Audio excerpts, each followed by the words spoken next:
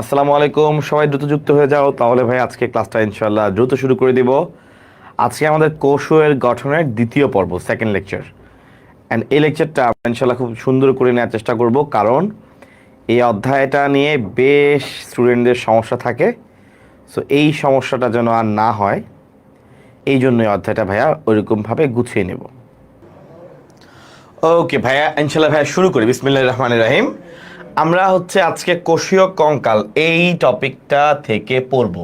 তো প্রথম কথা কোষীয় কঙ্কাল আছে মোট তিন রকমের। একটা মাইক্রোটিউবিউলস, এরপরে খেয়াল করে দেখো মাইক্রোফিলামেন্ট, আর একটা হলো ইন্টারমিডিয়েট ফিলামেন্ট। তাহলে প্রথম প্রশ্নটা এখান থেকে যে কোষীয় কঙ্কাল মূলত কি কি জিনিস দিয়ে গঠিত? মাইক্রোটিউবিউলস, মাইক্রোফিলামেন্ট এবং ইন্টারমিডিয়েট ফিলামেন্ট। কারণ পরীক্ষায় যেটা আসবে যে নিচের কোনটা কোষীয় কঙ্কালের অংশ নয়, এইভাবে পরীক্ষায় প্রশ্নটা আসতে পারে, নিচের কোনটা কোষীয় কঙ্কালের অংশ নয়। তো খেয়াল করে দেখো এখানে যাই আছে, সেটা মাইক্রোটিউবিউলস বলো, মাইক্রোফিলামেন্ট, যাই বলো না কেন, এখানে প্রত্যেকটা জিনিসই আসলে প্রোটিন দিয়ে তৈরি হয়। এই যে এরা মূলত কিভাবে তৈরি হয়? প্রোটিন দিয়ে। তাহলে আমাদের কোষীয় কঙ্কাল যে গঠিত, কোষীয় কঙ্কালের যে তিনটা সুতা, তিন ধরনের সুতা, এই তিন ধরনের সুতা মূলত আসলে কি দিয়ে তৈরি হয়? এই তিন ধরনের সুতাই প্রোটিন। কারণ আমাদের বডির ম্যাক্সিমাম কিছুই প্রোটিন দিয়ে তৈরি হয়, এবং এই জন্যই কিন্তু প্রোটিনকে বলা হয় ল্যাঙ্গুয়েজ অফ লাইফ, জীবনের ভাষা। আচ্ছা, এখন আসি, এই মাইক্রোটিউবিউলস প্রথম আবিষ্কার করছেন রবার্ট এন্ড ফ্রাঙ্কি। কোথায়? প্রাণীর স্নায়ুকোষে। দাগ দাও কোথায় আবিষ্কার করেছে। বিজ্ঞানের নাম মনে না রাখতে চাইলে খুব বেশি দোষ দিব না, কারণ এটা খুব বেশি ইম্পর্টেন্ট না, কারণ বিজ্ঞানীর নাম থেকে খুব প্রশ্ন হয় এমন না মেডিকেলে। খেয়াল করে দেখো, যদি পরীক্ষায় আসে মাইক্রোটিউবিউলস আবিষ্কার করেছেন কে, উত্তর রবার্ট ফ্রাঙ্কি। কিন্তু মেইন কথা এটা আবিষ্কার হয়েছে কোথায়? প্রথম আবিষ্কার হয়েছে প্রাণীর স্নায়ুকোষে। তাহলে মাইক্রোটিউবিউলস প্রথম আবিষ্কার হয়েছে কোথায়? উত্তর প্রাণীর স্নায়ুকোষে। এবার খেয়াল করে দেখি ভাইয়া, উদ্ভিদ কোষে এটাকে দেখছেন লেডবেটার অ্যান্ড পর্টার। চাইলে পড়তে পারো, কারণ মেডিকেলে 10-11 সালে আসছে, কারণ এটা অনেক আগের। তুমি জানো যে 12-13 সালের পর থেকে যখন বইটা পাল্টেছে, নতুন যে কারিকুলাম আসছে, এরপর থেকে কিন্তু মেডিকেলে বেশি একটা এইরকম বিজ্ঞানীর নাম আসে না। তো এই জন্য বিজ্ঞানীর নাম নিয়ে কেউ খুব বেশি একটা চিন্তায় পড়বে না, বিজ্ঞানীর নাম তেমন একটা পরীক্ষায় আসে না। বুঝতে পারছো? আচ্ছা, এবার আসি ভাইয়া, খেয়াল করে দেখো এই মাইক্রোটিউবিউলসের মধ্যে প্রত্যেকটা মাইক্রোটিউবিউলস এটা ছোট একটা একক দিয়ে গঠিত হয়। এই ছোট এককের নাম হলো প্রোটোটিউবিউলস। ইউজুয়ালি একটা মাইক্রোটিউবিউলসের মধ্যে প্রায় 13টা, 13, প্রায় আনলাকি 13 বলে না, এই 13টা প্রোটোটিউবিউলস থাকতে পারে। তো টিউবিউলসের মধ্যে প্রোটিন থাকবে, খুবই সিম্পল। টিউবের মধ্যে টিউবিউলিন নামক প্রোটিন, খুবই ইজি, রাইট? টিউবের মধ্যে টিউবিউলিন, টিউবের মধ্যে যে প্রোটিন তার নাম টিউবিউলিন নামক প্রোটিন। এটা খুবই ইজি। চলে আসি ভাইয়া এবার সামনে, কারণ এখানে আমরা খুব বেশি সময় নষ্ট করব না, কারণ যেগুলো আমাদের একদম ইম্পর্টেন্ট একদম আসে এগুলো পড়বো।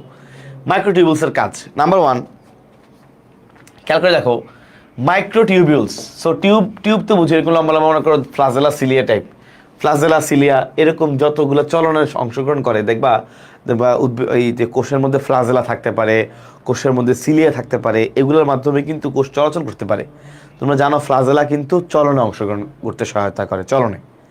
ফ্লাজেলা সিলিয়া এগুলো পাইলেই বুঝবা মাইক্রোটিউবিউলসের কথা বলছে। এবার দেখো লেখা আছে কোষ প্রাচীর গঠনে সহায়তা করে। কেমনে? কারণ কোষ প্রাচীরের একটা গুরুত্বপূর্ণ উপাদান মাইক্রোফাইব্রিল। মাইক্রোফাইব্রিল তোমাদের মনে আছে? কোষ প্রাচীরের যে সূক্ষ্ম বিন্যাস ছিল, ওই যে সেলুলোজ মিলে হয় সেলুলোজ চেইন, এই সেলুলোজ চেইনগুলো মিলে হয় মাইক্রোফাইব্রিল, এরপর হয় ম্যাক্রোফাইব্রিল, এইভাবে। সো যেহেতু এখানে তন্তুর কথা বলছে, এই তন্তুগুলা কিন্তু মাইক্রোফাইব্রিলের কথা বলছে, মাইক্রোফাইব্রিলের বিন্যাস নির্দেশ করে। কোনটার কথা নির্দেশ করে? মাইক্রোফাইব্রিল। আর যে কোনো কোষীয় কঙ্কাল অবশ্যই কোষকে দৃঢ়তা প্রদান করবে, এটা নিয়ে কোনো সন্দেহ নেই। চলে আসি মাইক্রোফিলামেন্ট, খুবই ইম্পর্টেন্ট। এই মাইক্রোফিলামেন্টের অপর নাম হলো একটিন ফিলামেন্ট। এইটাই পরীক্ষা আসে এখান থেকে। তাহলে মাইক্রোফিলামেন্টের অপর নাম কি? উত্তর হলো একটিন ফিলামেন্ট। তোমরা জানো একটিন এবং মায়োসিন এই দুইটা আছে বলেই কিন্তু আমাদের কোষের মধ্যে আমাদের পেশিগুলার সংকোচন হয়। পেশির সংকোচনের জন্য দায়ী হলো একটিন এবং মায়োসিন।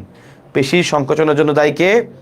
পেশির সংকোচনের জন্য দায়ী একটিন এবং মায়োসিন।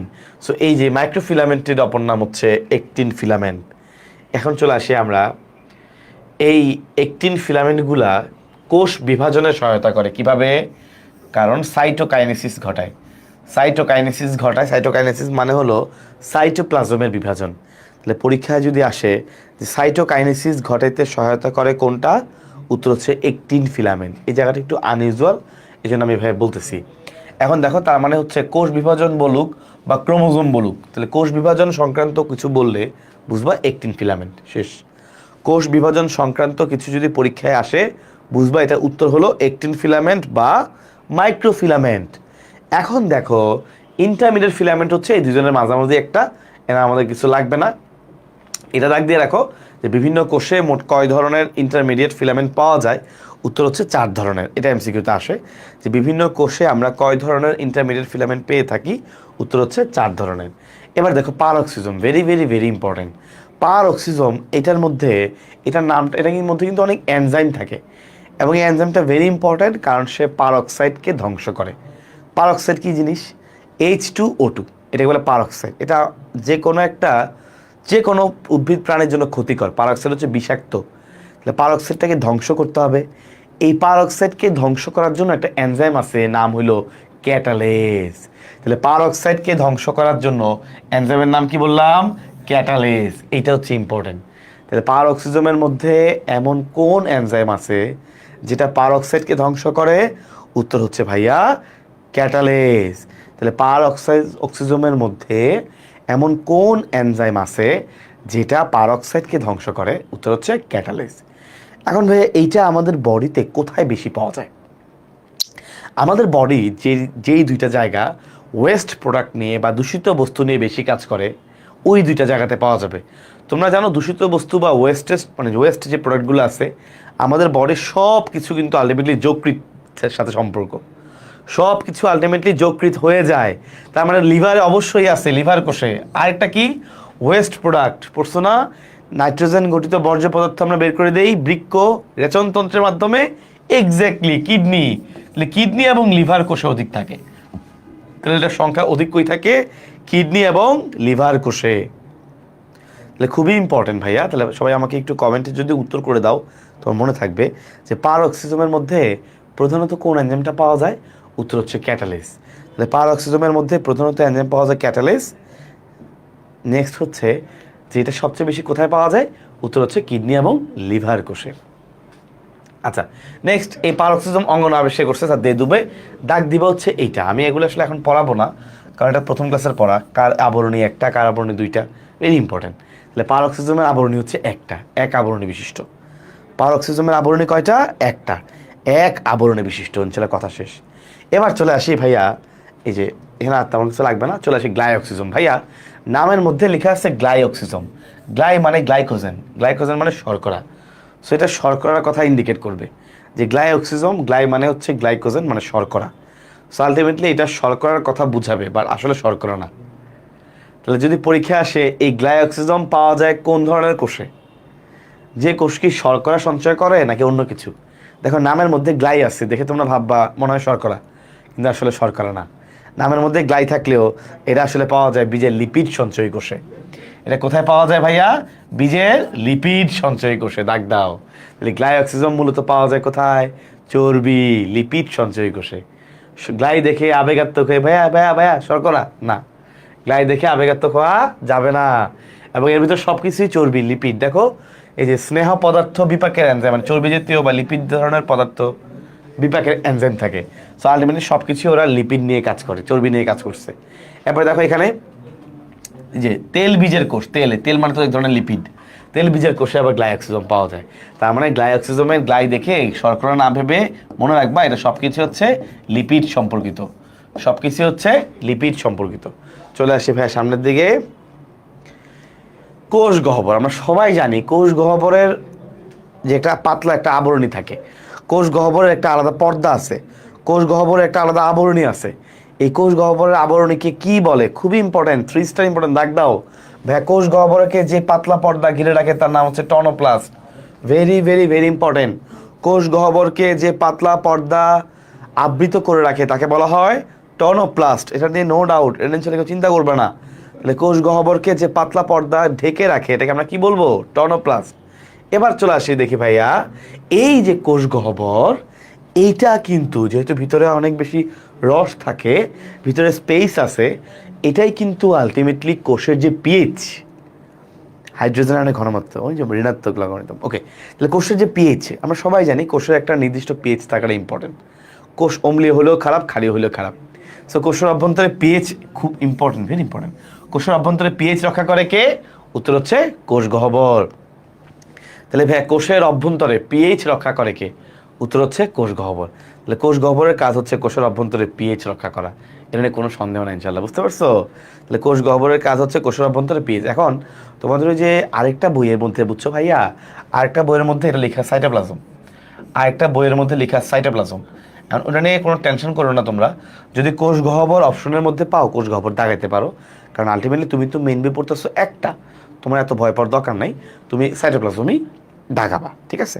ও সরি, তুমি কোষ গহ্বরে দাগাবা। আচ্ছা, তাহলে এখন চলে আসি সামনের দিকে ভাইয়া, নিউক্লিয়াস। নিউক্লিয়াস নিয়ে আমার খুব বেশি কিছু বলার দরকার নাই, তোমরা সবাই জানো। ভাইয়া নিউক্লিয়াস আসলে আবিষ্কার করছে কি? Very important. তুমি বলতে পারবে আপনি তো এতক্ষণ বিজ্ঞানের নাম ভেরি ইম্পর্টেন্ট বলেন নাই, এখন কেন বলছেন? কারণ দেখো, নিউক্লিয়াস তোমার কোষের প্রাণকেন্দ্র, মস্তিষ্ক। মাইটোকন্ড্রিয়া কোষের শক্তি উৎপাদন কেন্দ্র। প্লাস্টিড কোষের রান্নাঘর। এই তিনটা হচ্ছে এমন অঙ্গাণু, এগুলোকে তুমি ফেলতে পারবে না। রাইবোজোম, আদিকোষ প্রকৃত কোষ দুইজনের জন্য কমন। এই তিন চারটা এমন অঙ্গাণু, তুমি এদেরকে ফেলতে পারবে না। এদের বিজ্ঞানের নামটা পড়ে ফেলাটা উত্তম, বুঝতে পারছো? কারণ যেহেতু এগুলো বড় বড় ইম্পর্টেন্ট জিনিস। এখন ধরো একটু ছোট্ট একটা অঙ্গাণু, ওটা তুমি ইনকেস ভুলে গেছো, হয়তো এটার জন্য তুমি মাফ পেতে পারো, কিন্তু এটা বড় অঙ্গাণু, ধরো নিউক্লিয়াসের আবিষ্কারক রবার্ট ব্রাউন, এটা ভুল করে বসলে তখন হয়তো বা একটু টাফ হবে, কারণ এগুলো সবাই পড়ে ফেলে। তাহলে নিউক্লিয়াসের আবিষ্কারক হচ্ছেন রবার্ট ব্রাউন, কোনো সন্দেহ নাই। আমরা সবাই জানি আদিকোষে নিউক্লিয়াস থাকে না, এবং আমরা এটা সবাই জানি নিউক্লিয়াস থাকে না হচ্ছে উদ্ভিদের ক্ষেত্রে সিপ কোষে, মানুষের আরবিসি বা লোহিত রক্তকণিকা, এবং তোমরা সবাই জানো মানুষের যে অণুচক্রিকা, এই অণুচক্রিকার মধ্যেও কিন্তু নিউক্লিয়াস থাকে না, তোমরা সবাই জানো। তাহলে লোহিত রক্তকণিকার মধ্যে নিউক্লিয়াস থাকে না, আর হচ্ছে অণুচক্রিকার মধ্যে নিউক্লিয়াস থাকে না। Okay fine. এখন খেয়াল করে দেখো ভাইয়া, কোষে একাধিক নিউক্লিয়াস থাকতে পারে। ভকারিয়া, বট্রিডিয়াম, স্ফেরোপ্লিয়া, এগুলো শৈবাল, পেনিসিলিয়াম সহ কিছু ছত্রাক। এখন আমরা আসি, এই উদাহরণগুলো মনে রাখাটা খুবই টাফ মনে হতে পারে, সেখানে তোমরা আসলে একটু অন্যভাবে একটু মনে রাখতে পারো। যেমন হচ্ছে তোমার ভকারিয়া, ভক ভক করে কে? তোমাদের ভাউ ভাউ ভাউ ভাউ করে, মানে আসলে ঘাউ ঘাউ করে, আসলে ভাউ ভাউ হবে না, ঘাউ ঘাউ করে হচ্ছে কুকুর। বট্রেডিয়াম, বোতল। স্পা, তুমি মনে রাখতে পারো সাপোজ স্পা দিয়ে আমরা আসলে ব্যবহার রাখতে পারি, স্পা। তাহলে স্পা, বোতল এবং ভাউ ভাউ, এরা হচ্ছে অনেক নিউক্লিয়াস বিশিষ্ট। স্পা, বোতল এবং ভাউ ভাউ। এখন আসি, ভুলে যাবা তুমি এটা, তোমাকে খেয়াল করে দেখি। ভাউ ভাউ, দেখো ভাউ ভাউ যখন কেউ করে, সে কিন্তু এমন না যে একবার ভাউ থেমে গেছে, এমন না কিন্তু, যে ভাউ ভাউ করে অনেকবার করে। বহু নিউক্লিয়াস বিশিষ্ট উদাহরণটা মনে রাখতে পারলা। আর একটা বোতল, ভাইয়া বোতলের মধ্যে দেখবা, বোতল কিন্তু দেখবা বোতলের চারপাশে দেখবা বিভিন্ন মার্কিং থাকে, ডট ডট থাকে বা একটু ফুলা ফুলা থাকে, অনেকগুলা ভ্যারাইটিস ডিজাইন থাকে, তাই না? সো বোতল কিন্তু একটা না ভাই, অনেকগুলা, বহু। এবং তুমি দেখবা যে বাজারে বহু বোতল আছে, কোনো পানির বোতল, ড্রিঙ্কসের বোতল, সেটা বহু বোতল। তাহলে বোতল, বট্রেডিয়াম, সেটাও বহু নিউক্লিয়াস। আর এটা কি? স্পা। স্পা আসলে তুমি কীভাবে মনে রাখবা? স্পা চিনো? স্পা, স্পা করে তোমার যখন পুরো দেখবা যে হাতের স্পা, পায়ের স্পা, বডি স্পা, এরকম স্পা সেন্টার আছে বাংলাদেশে অনেক, বিদেশে অনেক আছে। তো স্পা কিন্তু পুরো বডি, একটা না পুরো বডি, ঠিক আছে? একদম উপর থেকে শুরু করে তোমার 2 হাত 2 পা সব ওরা ম্যাসাজ করে দিবে। স্পাও কিন্তু অনেকগুলা। তো সেক্ষেত্রে এটাও বহু নিউক্লিয়াস। এটা হচ্ছে একদমই যদি ঠেকায় পড়ে যাও, তাহলে তুমি এটাই ভেবে মনে রাখতে পারো, এটা দরকার নাই। এখন আসি, বহু নিউক্লিয়াস বিশিষ্ট এই দশাটাকে বলা হয়, বহু নিউক্লিয়াস বিশিষ্ট এই দশাটাকে বলা হয় সিনোসাইটিক। Very important. বহু নিউক্লিয়াস বিশিষ্ট গঠনকে বলা হয় সিনোসাইটিক। সিনোসাইটিক, সাইটিক মানে কোষ, সিনো মানে অনেক নিউক্লিয়াস। তাহলে বহু নিউক্লিয়াস বিশিষ্ট উদ্ভিদ কোষকে বলে সিনোসাইটিক। তখন তোমার প্রশ্ন হবে, ভাইয়া যদি এমন হয় যে বহু নিউক্লিয়াস বিশিষ্ট প্রাণী কোষ, ওটা আমরা কি বলবো? বহু নিউক্লিয়াস বিশিষ্ট উদ্ভিদ কোষকে বলে সিনোসাইটিক। এখন যদি এমন হয় যে বহু নিউক্লিয়াস বিশিষ্ট প্রাণী কোষকে আমরা কি বলবো? বহু নিউক্লিয়াস বিশিষ্ট প্রাণী কোষকে আমরা বলবো প্লাজমোডিয়াম। কিভাবে মনে রাখছি জানো? পতে প্রাণী কোষ, পতে প্লাজমোডিয়াম। তাহলে বহু নিউক্লিয়াস বিশিষ্ট প্রাণী কোষকে আমরা বলি প্লাজমোডিয়াম। পথে প্রাণীকোষ, পথে প্লাজমোডিয়াম। তাহলে ভাইয়া বহু নিউক্লিয়াস বিশিষ্ট প্রাণীকোষকে আমরা বলবো প্লাজমোডিয়াম, কোনো সন্দেহ নাই, ঠিক আছে। আচ্ছা, এবার আসি, নিউক্লিয়াস কিন্তু বেশ ভালো পরিমাণ, একটা কোষের প্রায় 10 থেকে 15% স্থান দখল করে, 10 to 15%, কম না কিন্তু। আর কিছু কিছু কোষে আছে যেমন শুক্রাণু, শুক্রাণুর মধ্যে দেখা যায় 90%ই নিউক্লিয়াস, কারণ শুক্রাণুর মধ্যে কিন্তু আলটিমেটলি এই নিউক্লিয়াসটাই কাজে লাগে, আর কিছু কাজে লাগে না। তো শুক্রাণুর মধ্যে দেখা যায় প্রায় 90%ই হচ্ছে নিউক্লিয়াস, কিন্তু অধিকাংশ ক্ষেত্রেই 10 থেকে 15% নিউক্লিয়াস তার স্থান দখল করে থাকে। ওকে, এবার আসি ভাইয়া, খেয়াল করে দেখো, আমরা মস্তিষ্ক বলে লাগবে না, এটা একটু দাগ দিবা। নিউক্লিয়ার যে এনভেলপ বা নিউক্লিয়ার যে মেমব্রেন, নিউক্লিয়ার যে আবরণী, এটা কিন্তু দুইটা দ্বিস্তরী মেমব্রেন, আনকমন। ইউজুয়ালি আমরা পড়ি দ্বিস্তরী মেমব্রেন, ইউজুয়ালি আমরা পড়ি যে দুইটা মেমব্রেন, কিন্তু এইটা একমাত্র জায়গা বইয়ে যেখানে লেখা আছে দুইটা দ্বিস্তরী মেমব্রেন। তাহলে নিউক্লিয়ার এনভেলপের বেলায় আমরা দেখতে পাচ্ছি দুইটা দ্বিস্তরী মেমব্রেন। খেয়াল করে ভাইয়া, ঠিক আছে, দুইটা দ্বিস্তরী মেমব্রেন, একটা না কিন্তু, একটা দ্বিস্তরী না, দুইটা দ্বিস্তরী মেমব্রেন, ভেরি ইম্পর্টেন্ট। আচ্ছা, চলে আসি ভাইয়া, খেয়াল করে দেখো, নিউক্লিয়ার ছিদ্র, নিউক্লিয়ার রন্ধ্র বা নিউক্লিয়ার ছিদ্র, এই যে নিউক্লিয়ার মেমব্রেনের মাঝখানে মাঝখানে কিছু ছিদ্র থাকে, এটাকে বলে নিউক্লিয়ার রন্ধ্র। এটার ব্যাস হচ্ছে 9 ন্যানোমিটার, এটা ইম্পর্টেন্ট, বিভিন্ন কোচিংয়ের পরীক্ষা দেয়। তবে এই যে ছিদ্রটা, এটা অনেকগুলো প্রোটিনের দানা দিয়ে নিয়ন্ত্রিত হয়। এই চারপাশে অনেকগুলো প্রোটিন দানা আছে যারা এই ছিদ্রটাকে কন্ট্রোল করে। এখন আসি আমরা এই ছিদ্রটাকে কন্ট্রোলকারী প্রোটিন দানা, প্রোটিন নেটওয়ার্কের সংখ্যা হচ্ছে মোট 8টা, দাগ দাও 8টা, মোট 8টা প্রোটিন দানা দিয়ে এই ছিদ্রটা কন্ট্রোল হয়। কটা বললাম? 8টা। তাহলে মোট 8টা প্রোটিন দানা দিয়ে এই ছিদ্রটা কন্ট্রোল হয়। তাহলে এই ছিদ্রটা কন্ট্রোল করে মোট 8টা প্রোটিন দানা। এদের মধ্যে যেটা সবচেয়ে বড়, এটা বেশি ইম্পর্টেন্ট, কারণ ওই দানা দিয়ে মূলত ভিতরে বাইরে মালামাল আসা যাওয়া করে। এই জন্যই বড় দানাটাকে বলে ট্রান্সপোর্টার। এই সবচেয়ে বড়টাকে বলা হয় ট্রান্সপোর্টার। তাহলে আবার ভাইয়াকে উত্তর করে দাও, এটা মোট কয়টা প্রোটিন দানা দিয়ে নিয়ন্ত্রিত? এটা হচ্ছে 8টা প্রোটিন দানা দিয়ে নিয়ন্ত্রিত। কয়টা দানা ভাইয়া? 8টা। টোটাল 8টা প্রোটিন দানা দিয়ে নিয়ন্ত্রিত। এদের মধ্যে সবচেয়ে বড়টাকে কি বলে? সবচেয়ে বড়টাকে বলে ট্রান্সপোর্টার, ঠিক আছে। ওকে, ইনশাল্লাহ পারবা। এখানে আর কিছু লাগবে না, এগুলো তেমন ইম্পর্টেন্ট কিছু না, দাগের লাইন একবার রিডিং দিবা। Nucleoplasm easy. খেয়াল করে দেখো, নিউক্লিয়াসের ভিতরে যে সাইটোপ্লাজমটা আছে, কেরিওলিম্ফ বলা হয় এটাকে অপর নাম, এর ভিতরেই কিন্তু সকল বিক্রিয়া ঘটে, তাই না? তাহলে আমাদের নিউক্লিয়াসের ভিতরে যতগুলো বিক্রিয়া আছে, যেখানে যতগুলো এনজাইম আছে, এর সবাই কিন্তু ওই সাইটোপ্লাজমের মধ্যেই কাজ করে। এই জন্য ওকে বলছে যে এনজাইমের কার্যকলাপের মূল ক্ষেত্র হিসেবে কাজ করে, কারণ এই সকল বিক্রিয়াগুলা নিউক্লিয়াসের সাইটোপ্লাজমের মধ্যেই হয়। এই জন্য বলছে এনজাইমের কার্যকলাপের মূল ক্ষেত্র হিসেবে কাজ করে, ঠিক আছে। এবার খেয়াল করে দেখো ভাইয়া, নিউক্লিওলাস আবিষ্কার করছে কে? বিজ্ঞানী ফন্টানা। নিউক্লিওলাস আবিষ্কার করছে কে? বিজ্ঞানী ফন্টানা, ভেরি ইম্পর্টেন্ট। নিউক্লিওলাস আবিষ্কার করছে কে? বিজ্ঞানী ফন্টানা। আচ্ছা, এবার এই যে লাইনটা লেখা আছে, এটা আমি একটু পরেই পড়াবো। ক্রোমোজোমের যেই স্থানে, ধরো ভাইয়া এটা একটা ধরো তোমার ক্রোমোজোম, এই ক্রোমোজোমের যে স্থানে নিউক্লিওলাসটা লাগানো থাকে, এটাকে বলা হয় স্যাটেলাইট। তাহলে ক্রোমোজোমের একটা মাথায় কিন্তু অবশ্যই নিউক্লিওলাস লাগানো আছে, কারণ নিউক্লিওলাস থেকেই কিন্তু ক্রোমোজোমগুলো শুরু হয়েছে। তাহলে ক্রোমোজোমের যেখানে নিউক্লিওলাসটা লাগানো থাকে, ওই জায়গাটাকে একটা নামের, সুন্দর নামে ডাকা হয়। ওই সুন্দর নামটা হচ্ছে স্যাটেলাইট। তাহলে যেই নামে ডাকা হয়, যে ক্রোমোজোমের যেই স্থানে, যে দেখো ক্রোমোজোমের যেই স্থানে নিউক্লিওলাস লাগানো আছে, তাকে বলা হয় স্যাটেলাইট। এবার আসি ভাইয়া, নিউক্লিওলাসের কাজ কি? Very very very important. নিউক্লিয়াসের গাঠনিক উপাদান কি? প্রথম কথা হচ্ছে নিউক্লিওলাস, আমি বলেছি যে আমাদের বডির সব কিছুই প্রোটিন থাকবেই, সেখানে প্রোটিন আছে, এটা নিয়ে সন্দেহ নাই। তবে এখানে মেইন হচ্ছে প্রোটিন, এখানে মেইনলি থাকে আরএনএ। এই জন্য কিন্তু সে আরএনএ সংশ্লেষ করে, এই জন্য নিউক্লিওলাস কিন্তু আরএনএ সংশ্লেষ করে, রাইবোজোমের সাথে একসাথে মিলে আরএনএ সংশ্লেষ করে। সামান্য একটু ডিএনএ থাকতেই পারে, কারণ ক্রোমোজোমে তো ডিএনএ থাকেই। সো ডিএনএর সাথে, যেহেতু ক্রোমোজোমের সাথে লেগে আছে, সামান্য ডিএনএ থাকবে, এটা নিয়ে সমস্যা নাই। আচ্ছা, নেক্সট। আচ্ছা, এখানে খেয়াল করে দেখো, আমরা নিউক্লিয়ার রেটিকুলামের কথা বলছি, আমরা একটু পরে এটা পড়বো। প্রতিটা ক্রোমোজোমের মধ্যে কী কী থাকে, ডিএনএ তো থাকবেই, তোমরা সবাই জানো, সাথে আরএনএ আছে, ডিএনএর সাথে অল্প একটু আরএনএ থাকেই, এবং 2 ধরনের প্রোটিন আমরা পড়বো। একটা হচ্ছে হিস্টোন আর একটা নন হিস্টোন, ভেরি ইম্পর্টেন্ট প্রোটিন।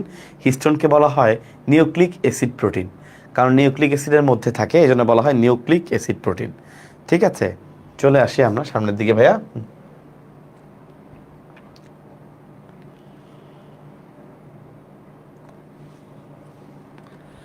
আচ্ছা, সঞ্চিত নিঃসৃত এটা আমাদের আগের পড়া, এটা আমাদের প্রথম ক্লাসের পড়া। খেয়াল করে দেখো, নিঃসৃত পদার্থের উদাহরণ লেখা আছে নেকটার।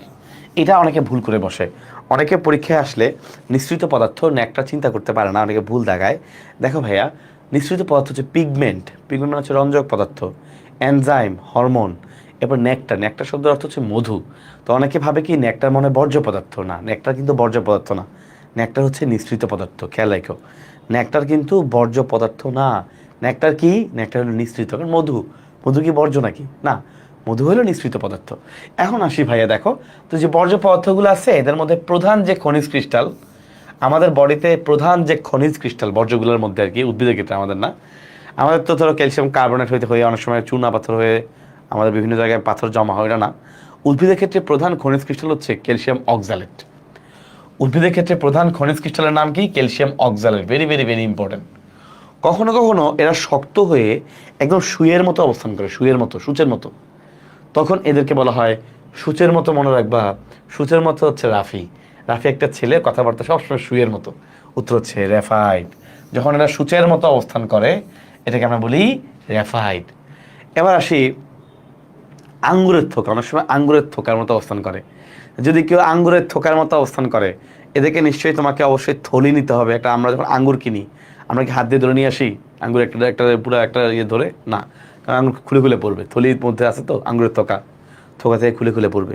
তাহলে আঙ্গুরের যখন এরকম আমরা আঙ্গুর টাঙ্গুর আনি, আমরা কিন্তু সবাই সুন্দর করে এটাকে থলির মধ্যে নিয়ে আসি, তাই না? যখন আঙ্গুরের থোকার মতো অবস্থান করে থলি, থলি থেকে মনে রাখবা সিস্টোলিথ, লিথের লাস্টে এটাকে উল্টালে কিন্তু থলি পাওয়া যায়। তো যখন এরা আঙ্গুরের থোকার মতো অবস্থান করে, আঙ্গুরের থোকা, তখন এটাকে আমরা বলবো সিস্টোলিথ। তুমি কীভাবে মনে রাখবা? এই আঙ্গুরের থোকাটাকে আনার জন্য একটা থলি লাগবে। দেখো, সিস্টোলিথকে উল্টেলে কিন্তু এই যে লিথটাকে উল্টেলে থলি পাওয়া যায়। তাহলে আঙ্গুরের থোকা বলে উত্তর কী হবে? সিস্টোলিথ। আঙ্গুরের থোকা বলে উত্তর হবে সিস্টোলিথ। ঠিক আছে, ওকে, ইনশাল্লাহ সামনে চলে আসি। আচ্ছা, এগুলো লাগবে না, ইনশাল্লাহ আমরা সামনে চলে আসি। ভাইয়া, ক্রোমোজোম ভেরি ইম্পর্টেন্ট। আমাদের এখানে ক্রোমোজোমের কয়েকজন বিজ্ঞানীর নাম আছে, ক্রোমোজোম কিন্তু আমরা অ্যাভয়েড করি না। প্রথম কথা, কিছু তুমি না পারলেও ক্রোমোজোম কে আবিষ্কার করছে এটা পারা লাগবে। ভাইয়া খেয়াল করে দেখো, এই যে নিউক্লিয়াসের মধ্যে প্রথম ক্রোমোজোম দেখছে বিজ্ঞানীর নাম হচ্ছে মানে নাগিন, নাগিন, একটা নাগিন, নাগিন মানে তো সাপ। তো সে দেখো, সে যদি নিউক্লিয়াসের মধ্যে ক্রোমোজোম না দেখতো, তাহলে কি আমাদের আর এত কিছু পড়া লাগতো? পড়া লাগতো না। তার মানে সে নিউক্লিয়াসের মধ্যে ক্রোমোজোমটা দেখেই জানাটা লাগাইছে, সে নাগিনের মতো কাজ করছে। তাহলে খেয়াল করে দেখো, নিউক্লিয়াসের মধ্যে ক্রোমোজোম প্রত্যক্ষ করছেন, ক্রোমোজোমটাকে দেখাইছেন, নাগিনের মতো কাজ করছেন। কার্ল নাগেলি, নাগিন, কার্ল নাগেলি, হ্যাঁ, উনি প্রত্যক্ষ করেই তো ঝামেলা লাগাইছে। আচ্ছা, এবার আসি, এই ক্রোমাটিন একটা নাম আছে, ক্রোমাটিন, আমি পড়া বইতে পড়েই। এই ক্রোমাটিন এই নামটা করছে, এই নামকরণটা কে করছেন? আর হচ্ছে ক্রোমোজোম এই নামকরণ কে করছেন? দুইটা নামকরণ কিন্তু আলাদা। একটা হচ্ছে ক্রোমাটিন, সুতার মতো আমি পড়াবো, ক্রোমাটিন জালিকা, সুতা যেটা উপর থেকে দেখলে যেটা মনে হয়, সে ক্রোমাটিন নামকরণ করছেন বিজ্ঞানের নাম হচ্ছে ওয়াল্টার ফ্লেমিং, ফ্লেমিং। আর ক্রোমোজোম নামকরণ করেছেন ওয়াল্ডিয়ার। এখন দেখো, এটা তুমি ভুলে যেতে পারো, খেয়াল করে দেখো, তুমি এভাবে মনে রাখতে পারো যে ক্রোমোজোম নামকরণ করে ফেলছে, very well done, very well done. So well dear, well done. তাহলে ক্রোমোজোম নাম করে ফেলছো, ওয়েল ডান, ওয়েলডিয়ার, শেষ। আর তাহলে ক্রোমাটিন হবে ফ্লেমিং। এভাবে তুমি ছেলে মনে রাখলে তোমার জন্য ইজি হবে।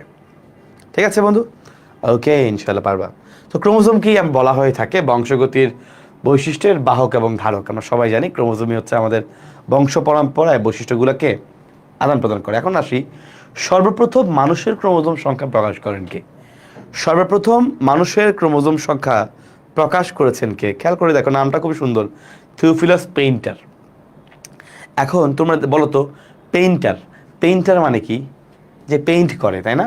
গরু ছাগল কি পেইন্ট করতে পারে? যে ভাই আমার বাসায় একটা গরু আছে, ও একদম সুন্দর করে আমার ছবি আঁকে, সম্ভব? এটা সম্ভব না। তাহলে পেইন্ট করে মানুষ। সো সর্বপ্রথম মানুষের ক্রোমোজোম দেখছে কে? মানুষের ক্রোমোজোম দেখছে মানুষ, পেইন্টার। এভাবে মনে রাখলে, আর মনে করার চেষ্টা করলে বা মনে রাখতে পারলে ইনশাল্লাহ তোমার ভুল হবে না। তাহলে সর্বপ্রথম মানুষের ক্রোমোজোম, মানুষ মানে পেইন্টার।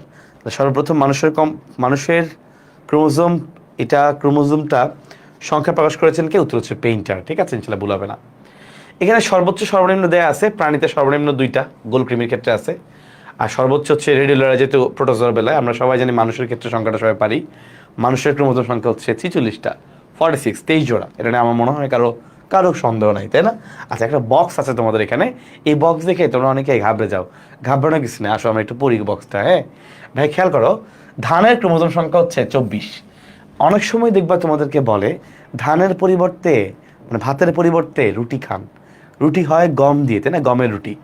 ধান 24 হলে ধানের পরিবর্তে গম। গম হচ্ছে 24-এর উল্টা, কত? 42। তাহলে ধান হচ্ছে 24, কারণ 24 আওয়ার্স আমাদের পৃথিবীতে ধান, বাংলাদেশের ধানের চাহিদা আছে, মানে ভাতের চাহিদা আছে। তোমাকে যে কোনো বেলায় তুমি ভাত দিলে তুমি খেয়ে ফেলতে পারবা। তাহলে 24 ধান, ধানকে উল্টালে গম, কত? 42। এবার দেখো ভুট্টা, ভুট্টা কত? 20, তাহলে ভুট্টা হচ্ছে 20, ভুট্টা 20। এবার আসি পেঁয়াজ। ভাইয়া পেঁয়াজের মধ্যে 16টা, আমার মনে হয় এটা কারো পড়া বাকি নেই। কেন? কারণ কোষ বিভাজন অধ্যায়ে এই একটা ক্রোমোজোমের সংখ্যা উল্লেখ করা আছে হাসান স্যারের বইয়ে, যে পেঁয়াজের মূলে 16টি ক্রোমোজোম থাকে, এরকম একটা লাইন লেখা আছে, তাই না? তাহলে পেঁয়াজের ক্ষেত্রে ক্রোমোজোম সংখ্যা কত? 16। পেঁয়াজের ক্ষেত্রে 16। এবার আসি ভাইয়া, খেয়াল করে দেখো, এখানে কিছু জিনিস তো একটু একটু অন্যরকম, এটা অন্যভাবে চলে পড়তে হবে। দেখো, একটা আছে বাঁধাকপি আর একটা আছে পেঁপে। আচ্ছা, এই দুইটা আমরা একটু আগে খেয়াল করবো। একটা হচ্ছে বাঁধাকপি আর একটা হচ্ছে পেঁপে। ভাইয়া বাঁধাকপি, দেখবা বলা হয়ে থাকে যে 18 বছর বয়স হয়ে গেলে তুমি উন্মুক্ত হয়ে যাবা, তুমি 18+, তুমি স্বাধীন, তোমার অনেক কিছু করার অধিকার আছে, তুমি যা ইচ্ছা তা করতে পারবা, তুমি দৌড়াতে পারবা, বাইরে ঘুরতে পারবা, তোমাকে পারমিশন দিয়ে দিছে। তাহলে বাঁধাকপি, তুমি এখন আর বাধা নাই, তোমার বাধা কত বছর পর্যন্ত? 18 বছর পর্যন্ত। তুমি বাধা কত বছর পর্যন্ত? 18 বছর পর্যন্ত তোমার বাধা, ঠিক আছে? তুমি তারপরে যখন তুমি 18 বছর পার করে তুমি ধরো রাস্তায় গিয়ে তুমি যদি একদম প্যাপু করে গাড়ি বাজাতে দৌড়ানো শুরু করো, তোমাকে কেউ বলবে না। কিন্তু প্যাপু করে গাড়ি বাজাতে গেলেও তোমাকে অবশ্যই 18 বছর ক্রস করতে হবে। 18 আগে তুমি ড্রাইভিং লাইসেন্স পাবা না। তাহলে প্যাপু করে তুমি যে গাড়ি বাজাবা, এই জন্য তোমাকে 18 বছর ক্রস করতে হবে। তাহলে পেঁপে, প্যাপু এবং বাঁধাকপি, তুমি বাধা কত বছর পর্যন্ত? উত্তর হচ্ছে 18 বছর পর্যন্ত। ঠিক আছে? আচ্ছা, এবার আসি ভাইয়া, এবার আসি আমাদের এখানে। আর এখানে একটু আরেকটা আছে, যেটা দেখো মূলা, তুমি মিশলে পড়তে পারো। যে ধরো তোমাকে যদি বলা হয় তোমার একটা সবজি তুমি, অনেকেই অপছন্দ করে মূলাকে, অনেকেই অপছন্দ করে, মূলা খেতে চায় না। এখন তোমাকে যদি বলা হয় না তোমার জোর করে খাইতেই হবে, কিন্তু তুমি বলবা যে না, একটা নির্দিষ্ট বয়স আছে, এরপরে গিয়ে আমি মূলা খাবো না, এরপরে আমার মত প্রকাশ স্বাধীনতা আছে, এটা হচ্ছে 18। তাহলে বয়স যখন 18ই সঠিক, আমরা তখন প্রেমে পড়বো, এটা হচ্ছে 17 সঠিক। তা আমরা 18 কথা চিন্তা করবো যে 18 হচ্ছে মূলা, এটা 18 বছর হয়ে গেলে আমি মূলাকে ত্যাগ করব, তাহলে সেটা হচ্ছে আমার 18। এবার আসি ভাই, ইনশাল্লাহ আমরা এখানে একটু তাকাই। মানুষের মধ্যে ক্রোমোজোম সংখ্যা সবাই পারি, মানুষের ক্রোমোজোম সংখ্যা হচ্ছে 46। এখন আসি গরু ছাগল, এই টপিকটার জন্য কতদিন ওয়েট করছো? আচ্ছা ঠিক আছে, এই যে ভাইয়া চলে আসছি। এবার খেয়াল করে দেখো গরু ছাগল, দেখো গরু ছাগল যায় বলে 60। গরু ছাগলের মধ্যে তোমার বলো তুমি গরু তুমি ছাগল না, তোমার দুজনই 60। তাহলে আজকে থেকে মুখস্থ করে ফেলো, গরু ছাগল কত? গরু ছাগল হচ্ছে 60। গরু ছাগল কত? 60। গরু ছাগল 60। গরু ছাগল 60। আচ্ছা, এবার আসি দেখো ভাইয়া, মানুষে হচ্ছে 46। দেখো, শুনছো না যে মানুষের চেয়ে কিন্তু গরিলা আকার একটু বড়। দেখবা মানুষের চেয়ে গরিলার আকার একটু বড় সড়ো হয়। তাহলে মানুষের যদি 46 হয়, গরিলা হচ্ছে তার চেয়ে একটু 2 বেশি, 48। মানুষের চেয়ে একটু বড়, তাহলে উত্তর হচ্ছে 48। তাহলে মানুষের যদি 46 হয়, গরিলা কত হবে? 48। এখন তোমরা দেখছো কি না, মানুষের ক্ষেত্রে যে পরীক্ষাগুলো করা যায় না, এগুলো সবাই গিনিপিগের ক্ষেত্রে করে। বলে না যে তোমাদের প্রত্যেকটা ব্যাচ দেওয়া বলে আমরা মনে হয় গিনিপিগ, আমাদের উপর কেন এই পরীক্ষা, আমাদের উপর কেন টেস্ট করা হচ্ছে, আমরা এই প্রথম ব্যাচ, যাদের উপর এটা করা হচ্ছে। সকল ব্যাচেরই একটা কমন কমপ্লেইন থাকে। তাহলে খেয়াল করে দেখো, যেটা মানুষের ক্ষেত্রে করা যায় না, এটা করা হয় গিনিপিগের ক্ষেত্রে। তাহলে গিনিপিগ হচ্ছে মানুষের উল্টা। মানুষের ক্রোমোজোম সংখ্যা হচ্ছে 46, 46, আর গিনিপিগ হচ্ছে তার উল্টা। তার উল্টা মানে কত? 64। তার উল্টা কত? 64। তাহলে গিনিপিগ কত? দেখো, গিনিপিগ হচ্ছে মানুষের উল্টা 64। এবার আছি ভাই, এবার দেখো ভাই পরেরটা গৃহমাছি। গৃহমাছি নামটা শুনে বুঝতে পারতেছি এটা গৃহে থাকে, বাড়িতে থাকে, বাসায় থাকে, তাই না? বাসার মাছি। গৃহমাছি মানে কি? বাসার মাছি, বাসায় থাকে। গৃহ মানে তো বাসা, তাহলে বাসা মানে বতে বাসা বতে 12, বতে বাসা বতে 12। তাহলে গৃহমাছির ক্রোমোজোম সংখ্যা কত? গৃহমাছি যেহেতু বাসায় থাকে 12টা, গৃহমাছি যেহেতু বাসায় থাকে 12টা। এখন দেখি তো তোমরা ইনশাল্লাহ অনেকগুলো পারো কিনা। ভাই দুই একটা প্রশ্ন করি। গরু ছাগল কত? সবাই পারবা 60। মানুষ যদি 46 হয়, গরিলা কত? গরিলা মানুষ হচ্ছে সাইজ একটু বড়, তাহলে 2 বেশি 48। গিনিপিগ হচ্ছে মানুষের উল্টা, কারণ গিনিপিগের উপর টেস্ট করে 64। Very good. এখন আসি গৃহমাছি। গৃহমাছি মানে বাসায় থাকে 12। আচ্ছা, এবার আসি কিউলেক্স মশা। তুমি একটু দেখো তো কয়টা অক্ষর আছে কিউলেক্স মশার মধ্যে? 1 2 3 4 5 6, মোট 6টা অক্ষর। তাহলে কিউলেক্স মশার ক্রোমোজোম সংখ্যা হলো 6।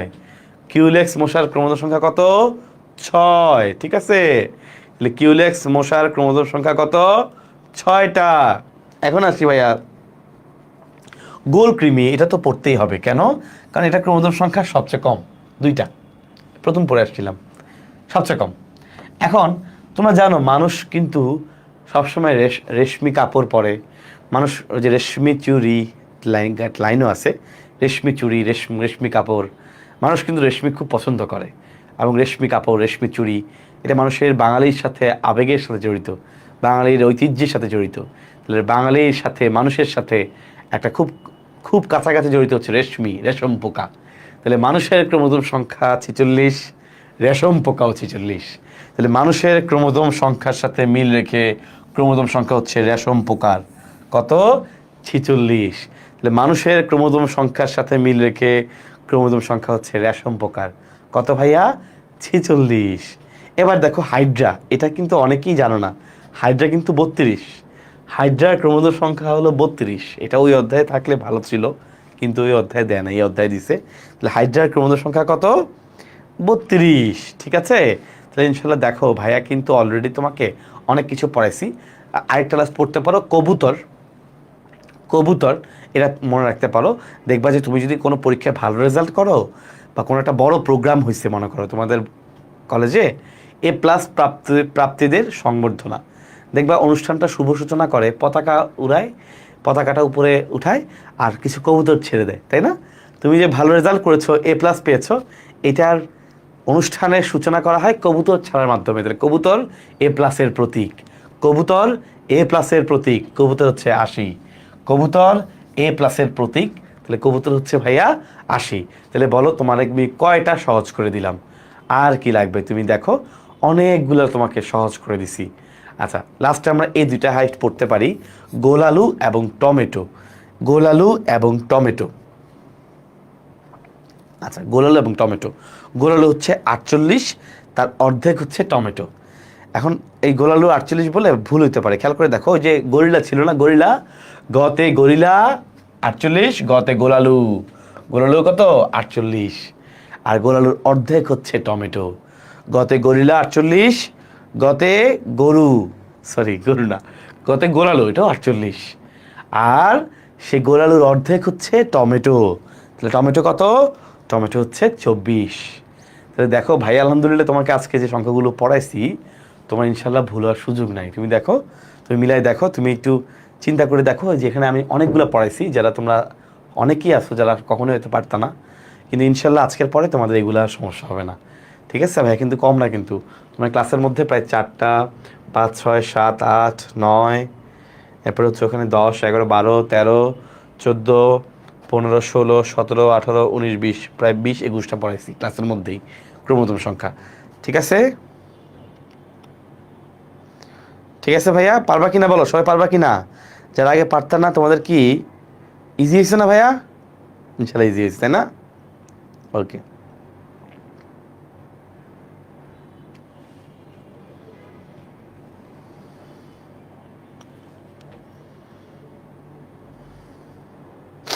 ওকে, ওকে। তাহলে যদি এটা ইনশাল্লাহ ইজি, এটা ইজি হয়ে থাকে, তার মানে তুমি আলহামদুলিল্লাহ ভাইয়া তোমাকে বুঝাতে পারছি। ঠিক আছে, ওকে ভাইয়া।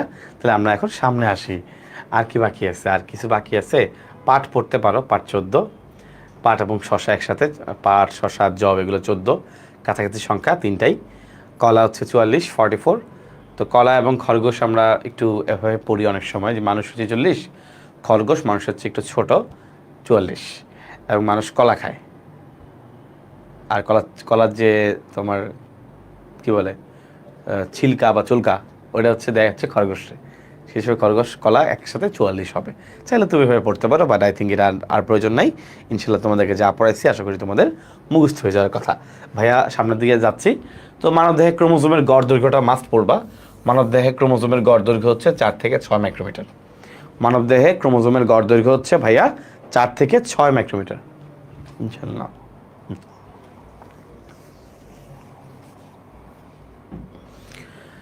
চলে আসি ক্রোমাটিন। ভাইয়া খুবই ইম্পর্টেন্ট, স্টার্ট দিয়ে ফেলো।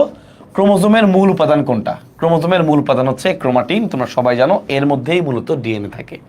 তো শুধু কি ডিএনএ না ভাইয়া, ডিএনএর সাথে একটা প্রোটিন আছে, সেই প্রোটিনটার নাম হচ্ছে হিস্টোন প্রোটিন। তাহলে ডিএনএর সাথে একটা প্রোটিন আছে, ভেরি ইম্পর্টেন্ট, হিস্টোন প্রোটিন। এবং যখন সেই হিস্টোন প্রোটিন একসাথে ডিএনএর সাথে যুক্ত থাকে তখন তাকে বলে নিউক্লিওজোম। তাহলে ডিএনএর সাথে যখন হিস্টোন প্রোটিন যুক্ত থাকে এই অবস্থাটাকে আমরা কি বলি? এই অবস্থাটাকে আমরা বলি নিউক্লিওসোম।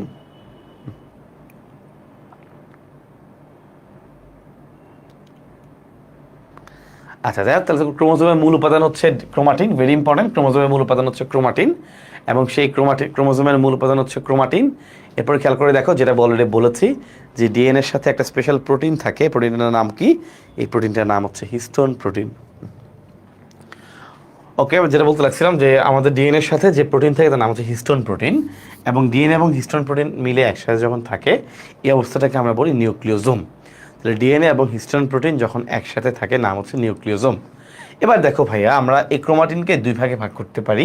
একটা হচ্ছে হেটারোক্রোমাটিন আর একটা হচ্ছে ইউক্রোমাটিন। মনে রাখবা, ইউ মানে ভালো, ইউ মানে ভালো, আর হেটারো মানে খারাপ, মিক্স। তাহলে হেটারো শব্দের অর্থ হচ্ছে খারাপ, ইউ মানে হলো ভালো। তাহলে যতগুলো ভালো বৈশিষ্ট্য আছে সবগুলো হচ্ছে ইউক্রোমাটিন, আর খারাপ বৈশিষ্ট্য হচ্ছে হেটারোক্রোমাটিন। যেমন দেখো, যদি বলা হয় যে ক্রোমাটিনের যে অংশটা অধিক কুণ্ডলিত, মানে অনেক বেশি প্যাচ আছে, তোমরা সবাই জানো বেশি প্যাচ থাকাটা হচ্ছে খারাপ, তাই না?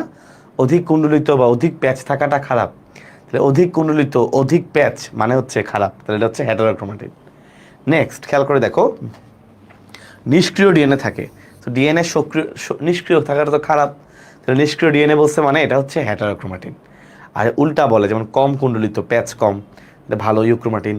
এরপরে ধরো বলছে সক্রিয় ডিএনএ থাকে, ভালো, ইউক্রোমাটিন। এটা এমআরএনএ সংশ্লেষ করে, ভালো, ইউক্রোমাটিন। আর যে হেটারোক্রোমাটিন খারাপ, তো সে এমআরএনএ সংশ্লেষ করে না। তো যতগুলো খারাপ বৈশিষ্ট্য আছে এগুলো হলো হেটারোক্রোমাটিন, আর যেগুলো ভালো বৈশিষ্ট্য আছে এগুলো হলো ইউক্রোমাটিন। চলে আসি সামনের দিকে। দেখো, বিজ্ঞানী ভ্যাসডভস্কি ক্রোমোনেমাটা নামকরণ করেছেন, আমাদের লাগবে না, আমরা এটা ইম্পর্টেন্ট, ভেরি গুড। উপরটা খেয়াল করো, মাইটোসিস কোষ বিভাজনের কোন ধাপে প্রথম ক্রোমোজোম দেখা যায়? ক্রোমোজোম দৃষ্টিগোচর হয় কোন ধাপে? খেয়াল করে দেখো, কোন ধাপে আমরা ক্রোমোজোম দেখতে পাবো, কোন ধাপে আমরা ক্রোমাটিড দেখতে পাবো। ভাইয়া ক্রোমোজোম দেখা যায় প্রথম ধাপেই। প্রথম ধাপের নাম হচ্ছে প্রোফেজ। প্রথম ধাপের নাম হলো প্রোফেজ। তাহলে আমরা মূলত প্রোফেজ পর্যায়ে ক্রোমোজোম দেখতে পাবো। আর পরে প্রোফেজের পরে প্রোমেটাফেজ, তারপরে মেটাফেজ। মেটাফেজ ধাপে যখন ক্রোমোজোম মাঝখান দিয়ে ভাগ হয় তখন আমরা দেখতে পাবো ক্রোমাটিড। তাহলে খুবই ইম্পর্টেন্ট, খেয়াল রাখবা যে পরীক্ষা যদি আসে আমরা কোন ধাপে ক্রোমোজোম দেখতে পাবো, উত্তর হচ্ছে প্রোফেজ। আর যদি পরীক্ষায় আসে আমরা কোন ধাপে মেটাফেজ দেখতে পাবো, আমরা কোন ধাপে ক্রোমাটিড দেখতে পাবো, উত্তর হচ্ছে আমরা ক্রোমাটিড দেখতে পাবো মেটাফেজ ধাপে, খেয়াল রাখতে হবে।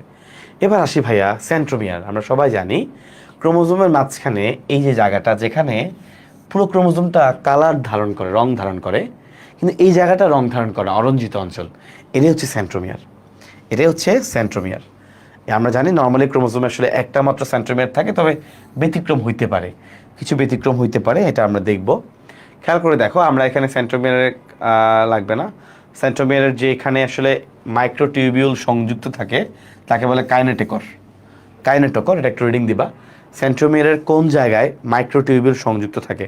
তুমি বলতে পারো মাইক্রোটিউবিউল কোত্থেকে আসলো? আরে ওই যখন কোষ বিভাজনের সময় মাকুতন্তু হয় তখন তন্তুগুলোর গায়ে ক্রোমোজোম যুক্ত হয় না?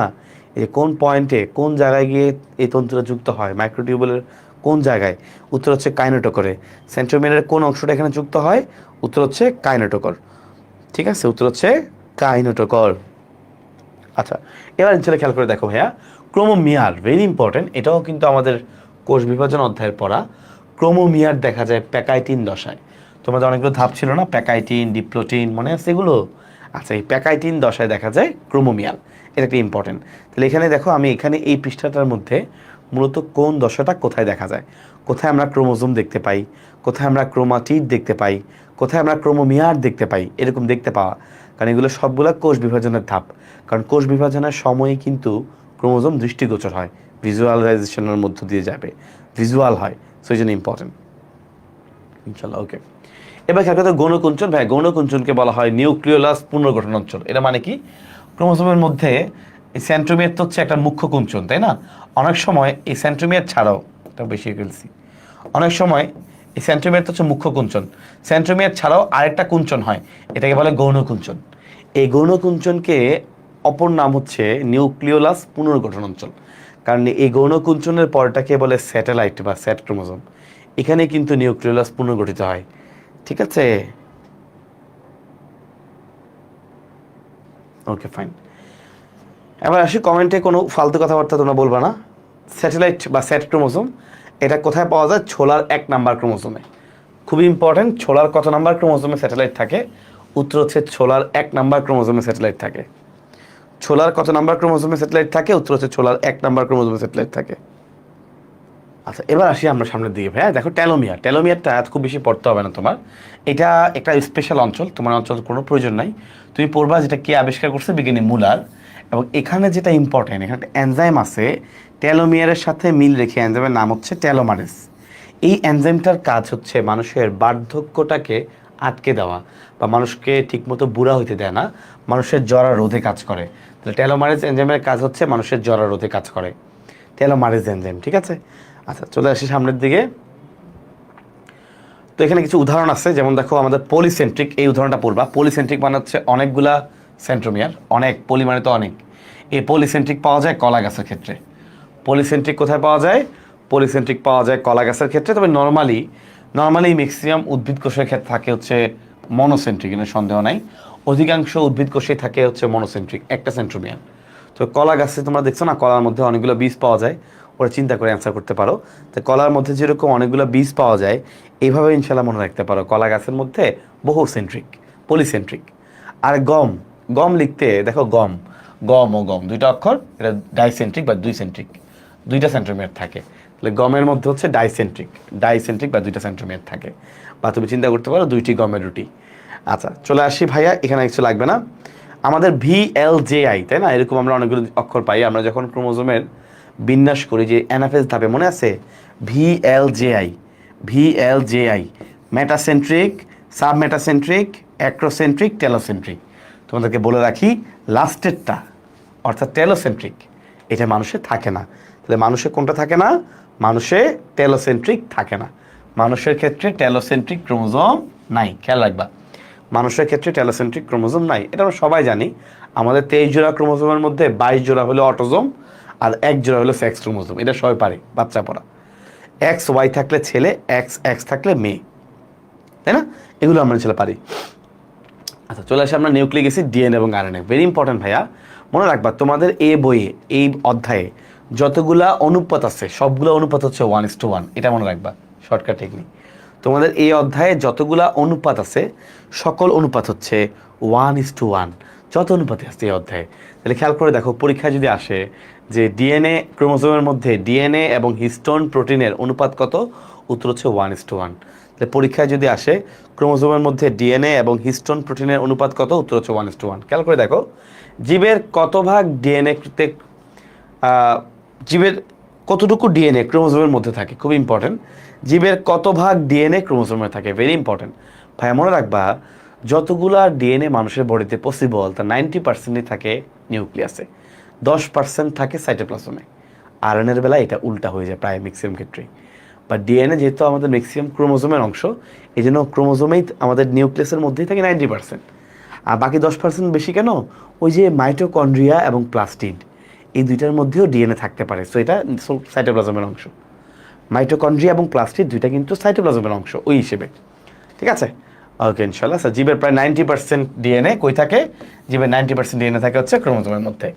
খেয়াল করে দেখো ভাইয়া, আমাদের এই যে ক্রোমোজোমের মধ্যে ডিএনএর পরিমাণ হচ্ছে 45, 45 ভাগ, বাকি 55 ভাগ হইল প্রোটিন। তো 45:55 আসলে কিন্তু 1:1 হয় না, দশমিকে চলে আসে, এই জন্য দশমিক বাদ দিয়ে সরাসরি 1:1 লেখা হয়, সরাসরি 1:1 1:1 লেখা হয়। ওকে ইনশাল্লাহ। খেয়াল করে দেখো আরএনএ আমরা সবাই জানি রাইবোনিউক্লিক অ্যাসিড, এক সূত্র বিশিষ্ট। এই যে এটা বলেছিলাম, ক্রোমোজোমের মধ্যে ডিএনএ হচ্ছে 45 ভাগ আর প্রোটিন থাকে হচ্ছে 55 ভাগ। দুই ধরনের প্রোটিন আছে, একটা হচ্ছে উচ্চ আণবিক গুরুত্ব সম্পন্ন প্রোটিন আর একটা নিম্ন আণবিক। আমরা উদাহরণ পড়লে বুঝতে পারবো। খেয়াল করে দেখো, নিম্ন আণবিক গুরুত্ব সম্পন্ন প্রোটিন কোনগুলা? নিম্ন আণবিক গুরুত্ব সম্পন্ন প্রোটিন হচ্ছে এই যে এখানে বললাম হিস্টোন প্রোটিনের কথা, হিস্টোন, প্রোটামিন, এগুলো হচ্ছে নিম্ন আণবিক গুরুত্ব। উচ্চ কোনগুলা? উচ্চ মানে একটু বড়, এগুলোর নামগুলো একটু বড় বড়, যেমন ডিএনএ পলিমারেজ। পলিমারেজ মানে কি? একটু বড়, পলিমার, তাই না? পলিমার তৈরি করে। আরএনএ পলিমারেজ একটু বড়, সেরকম বড় বড় যেগুলো আছে পলিমারেজ যেগুলো আছে এগুলো একটু বড়, উচ্চ আণবিক গুরুত্ব সম্পন্ন। তাহলে উচ্চ আণবিক গুরুত্ব সম্পন্ন আমরা কীভাবে বুঝবো? এই ডিএনএ পলিমারেজ, আরএনএ পলিমারেজ দেখে বুঝবো এটা উচ্চ আণবিক। আর নর্মালি বাকি যে প্রোটিনগুলো আছে হিস্টোন, প্রোটামিন, এগুলো হচ্ছে নিম্ন আণবিক গুরুত্ব সম্পন্ন। প্রোটামিন পাওয়া যায় শুধুমাত্র শুক্রাণুর ক্রোমোজোমে, অনলি শুক্রাণুর ক্ষেত্রে থাকে। এবং তোমরা জানো স্যামন মাছের শুক্রাণু, এই স্যামন মাছের শুক্রাণুতে এই প্রোটামিন আছে এবং তার নাম হচ্ছে সালমিন। এটা তোমাদের ওই কোষ রসায়ন অধ্যায় ছিল, ঠিক আছে? তাহলে ইনশাল্লাহ পারবা। তাহলে উচ্চ আণবিক গুরুত্ব সম্পন্ন প্রোটিন কীভাবে বুঝবো? নামের মধ্যে পলিমারেজ থাকবে, পলিমারেজ দেখে বুঝবে এটা উচ্চ আণবিক গুরুত্ব সম্পন্ন, অনেক বেশি ওয়েট। এবার আসি ভাইয়া বংশগতির ধারক ও বাহক ক্রোমোজোম, এটা নিয়ে আমাদের কোনো সন্দেহ নাই। আমরা দেখি ডিএনএ ছাঁচ অনুযায়ী এমআরএনএর মাধ্যমে প্রোটিন সংশ্লেষ করে। তোমরা সবাই ট্রান্সলেশন একটু আইডিয়া তো আছে তোমাদের আশা করি। ভাইয়া খেয়াল করে দেখো, ডিএনএ থেকে যখন ডিএনএ তৈরি হয় এই প্রক্রিয়াটাকে আমরা বলি রেপ্লিকেশন। ডিএনএ থেকে যখন ডিএনএ তৈরি হয় এই প্রক্রিয়াটাকে আমরা বলি ডিএনএ রেপ্লিকেশন। ফাইন। নেক্সট খেয়াল করে দেখো ভাইয়া, ডিএনএ থেকে যখন এমআরএনএ তৈরি হয়, এই প্রক্রিয়াটাকে আমরা বলি ট্রান্সক্রিপশন।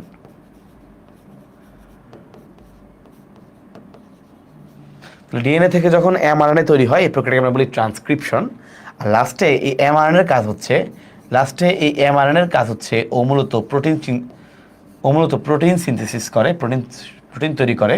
এই প্রক্রিয়াটাকে আমরা বলি ট্রান্সলেশন। এটাকে আমরা বলি ট্রান্সলেশন। ওকে, তাহলে এই হচ্ছে কথা। তাহলে ডিএনএ থেকে ডিএনএ তৈরি হওয়াটাকে বলা হয় রেপ্লিকেশন, ডিএনএ থেকে এমআরএনএ তৈরি হওয়ার প্রক্রিয়া বলে ট্রান্সক্রিপশন, আর লাস্টে যে এমআরএনএ থেকে প্রোটিন তৈরি হয় এই প্রক্রিয়াটাকে আমরা বলি ট্রান্সলেশন। ঠিক আছে? খেয়াল করে দেখো ভাইয়া, আমরা এখানে পড়বো বংশগতির বাহক জিন জীবনের ব্লুপ্রিন্ট হিসেবে কাজ করে। ভেরি গুড, আমরা জানি। আমাদের এখানে কয়েকটা এমসিকিউ আছে, চলো দেখবা একবার, রিডিং দেওয়া, এগুলো বলার মতো কিছু না। আচ্ছা, ওকে। নিউক্লিক অ্যাসিড, খেয়াল করে দেখো, এই নিউক্লিক অ্যাসিডটা বা এই যে নিউক্লিন আবিষ্কার হয়েছে কোথায়? ফ্রেডরিক মিশেল আবিষ্কার করেছেন পুজের শ্বেত রক্তকণিকায়, ডাব্লিউবিসি থেকে। পুজের যে শ্বেত রক্তকণিকা বা ডাব্লিউবিসি, এখান থেকে মূলত আবিষ্কার হয়েছে নিউক্লিন। ফ্রেডরিক মিশেল আবিষ্কার করছেন। আর নিউক্লিক অ্যাসিডের ধর্ম দেখে এটা নামকরণ করছেন নিউক্লিক অ্যাসিড। এই নিউক্লিক অ্যাসিড নামকরণটা করছে বিজ্ঞানী অল্টম্যান, খুবই ইম্পর্টেন্ট একজন বিজ্ঞানী। নিউক্লিক অ্যাসিডের নামকরণ করছে কে? বিজ্ঞানী অল্টম্যান। আমরা এখানে এই দুইটা পার্সেন্টেজ চাইলে পড়তে পারো, নাইট্রোজেন 15%, ফসফরাস 10%, ইম্পর্টেন্ট পার্সেন্টেজ। আমরা এটা ভাইয়া তোমাকে একটু আগে বলেছিলাম, মনে আছে? ডিএনএ 90% থাকে নিউক্লিয়াসের মধ্যে, কারণ যেহেতু ক্রোমোজোমের মধ্যে থাকে। আর আরএনএর বেলা এটা হচ্ছে উল্টা। আরএনএর বেলায় কি হয়? আরএনএ 90% থাকে সাইটোপ্লাজমে আর বাকি 10% থাকে নিউক্লিয়াসে। জাস্ট আরএনএর বেলায় উল্টা। ডিএনএর বেলায় ইজি, 90% থাকে নিউক্লিয়াসে, 10% থাকে সাইটোপ্লাজমে। আরএনএর বেলায় উল্টা, 90% থাকে হচ্ছে সাইটোপ্লাজমে, 10% থাকে হচ্ছে নিউক্লিয়াসে। নিউক্লিওলাসে তোমরা জানো নিউক্লিওলাসে কিন্তু আরএনএ থাকে। ভাইয়া পড়ায় আসছি একটু আগেই, খুব ইম্পর্টেন্ট। মাস্টার মলিকুল যদিও বলছে নিউক্লিক অ্যাসিডকে, টু বি ভেরি অনেস্ট সেটা হচ্ছে ডিএনএ। আমরা একটু পরে আবার পড়বো যে নিউক্লিক অ্যাসিডকে যদিও এখানে মাস্টার মলিকুল বলা হয়েছে, একটু পরে দেখবে বলা আছে মাস্টার মলিকুল হচ্ছে ডিএনএ, সেই হিসেবে মাস্টার মলিকুল হচ্ছে উত্তর আসলে ডিএনএ দাগানোটাই বেটার।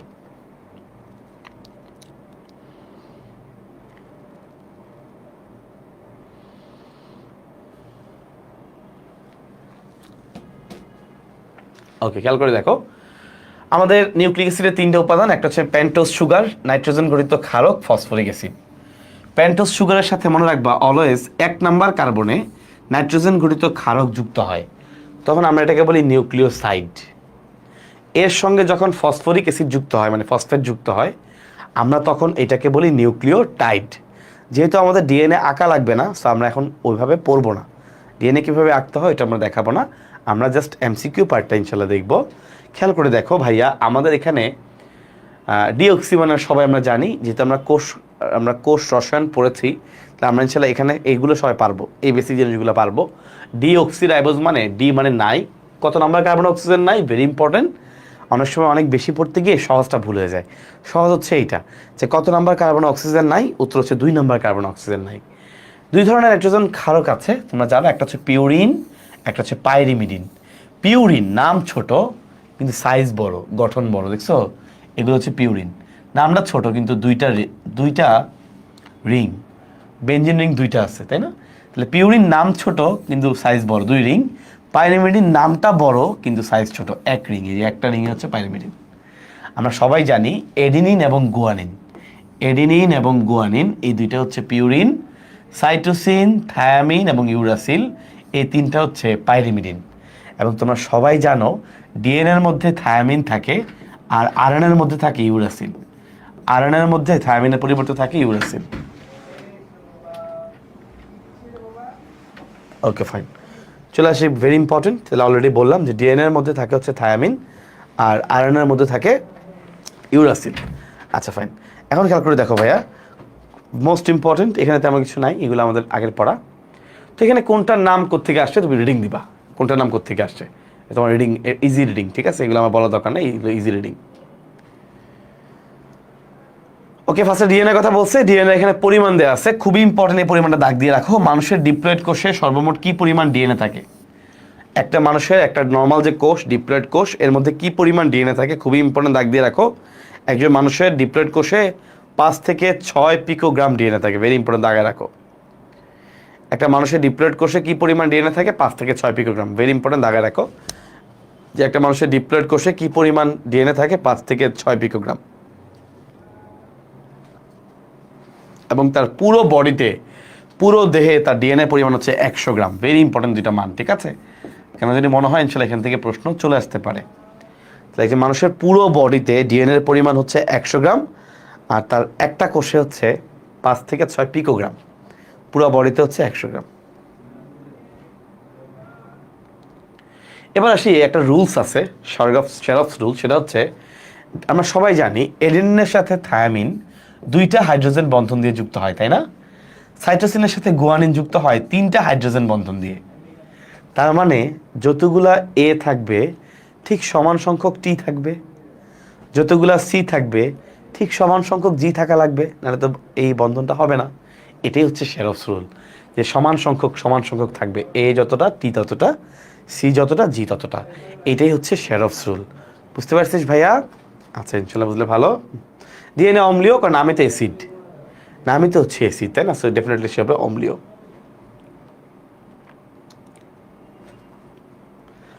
আচ্ছা, সো আমাদের এই যে ভেরি ইম্পর্টেন্ট একটা মডেল, ওয়াটসন এবং ক্রিক মডেল 1953 সালে দিয়েছে, কারণ এই সালটা আমরা পড়বো, কারণ যেহেতু ওয়াটসন এবং ক্রিক মডেলটা ডিএনএর গঠনের ক্ষেত্রে খুব জগৎ বিখ্যাত, এই জন্য এই সালটা আমরা পড়বো।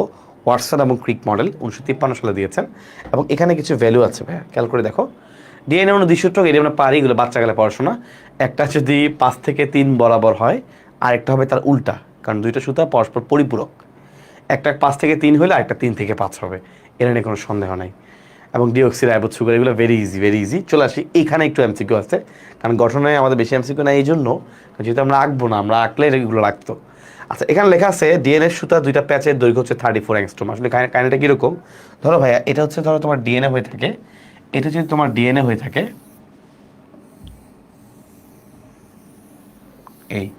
এই যদি ভাইয়া তোমার ডিএনএ হয়ে থাকে, তাহলে খেয়াল করে দেখো, ডিএনএর এই যে একটা প্যাচ, এই পুরো একটা প্যাচ, এই প্যাচটা হচ্ছে 34 অ্যাংস্ট্রম, মানে সহজ কথা একটা তরঙ্গ দৈর্ঘ্যের মতো। এবং এখানে টোটাল 10টা ধাপ থাকে। কয়টা ধাপ থাকে? মোট 10টা ধাপ। সো 10 দিয়ে ভাগ করলে তুমি পেয়ে যাবা এক ধাপ থেকে আরেক ধাপের দূরত্ব 3.4 অ্যাংস্ট্রম, তাই না? তাহলে প্রত্যেকটা ধাপের মধ্যবর্তী দূরত্ব 3.4 অ্যাংস্ট্রম। এখন আসি আরেকটা মান আছে, এই যে দুইটা সুতার মধ্যবর্তী এই ব্যাসার্ধটা কত? দুইটা সুতার মধ্যবর্তী গ্যাপ কত? উত্তর হচ্ছে 20 অ্যাংস্ট্রম। দুইটা সুতার মধ্যবর্তী গ্যাপ কত? উত্তর হচ্ছে 20 অ্যাংস্ট্রম। দুইটা সুতার মধ্যবর্তী গ্যাপ কত? উত্তর হচ্ছে ভাইয়া 20 অ্যাংস্ট্রম। Very important. এইটা হচ্ছে তিনটা মান। এই তিনটা মান তোমাদের বইয়ে এখানে দেয়া আছে। ওকে ফাইন, এই তিনটা মান দেয়া আছে, ঠিক আছে? এটা পড়াইছি ভাইয়া, আর লাগবে না। এই সংখ্যা তিনটা চাইলে পড়তে পারো। প্রত্যেকটা প্যাচে হাইড্রোজেন বন্ধনের সংখ্যা হচ্ছে 25টা। এটা খুবই ইম্পর্টেন্ট। 10 জোড়া তোমরা আগেই বলছি, 10টা পেয়ার থাকে, তাই না? 10টা ধাপ থাকে, সো 10 জোড়া, এটা নিয়ে কোনো সন্দেহ নাই। মেইন কাহিনী হচ্ছে এটা হাইড্রোজেন বন্ধন সংখ্যা হচ্ছে মোট 25টা।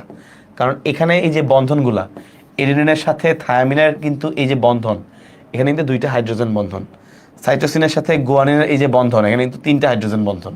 এগুলো কিন্তু আমাদেরকে খেয়াল রাখতে হবে। বংশগতির আণবিক ভিত্তি হিসেবে কাজ করে ডিএনএ। Very important. আণবিক ভিত্তি হচ্ছে ডিএনএ, কোনো সন্দেহ নাই।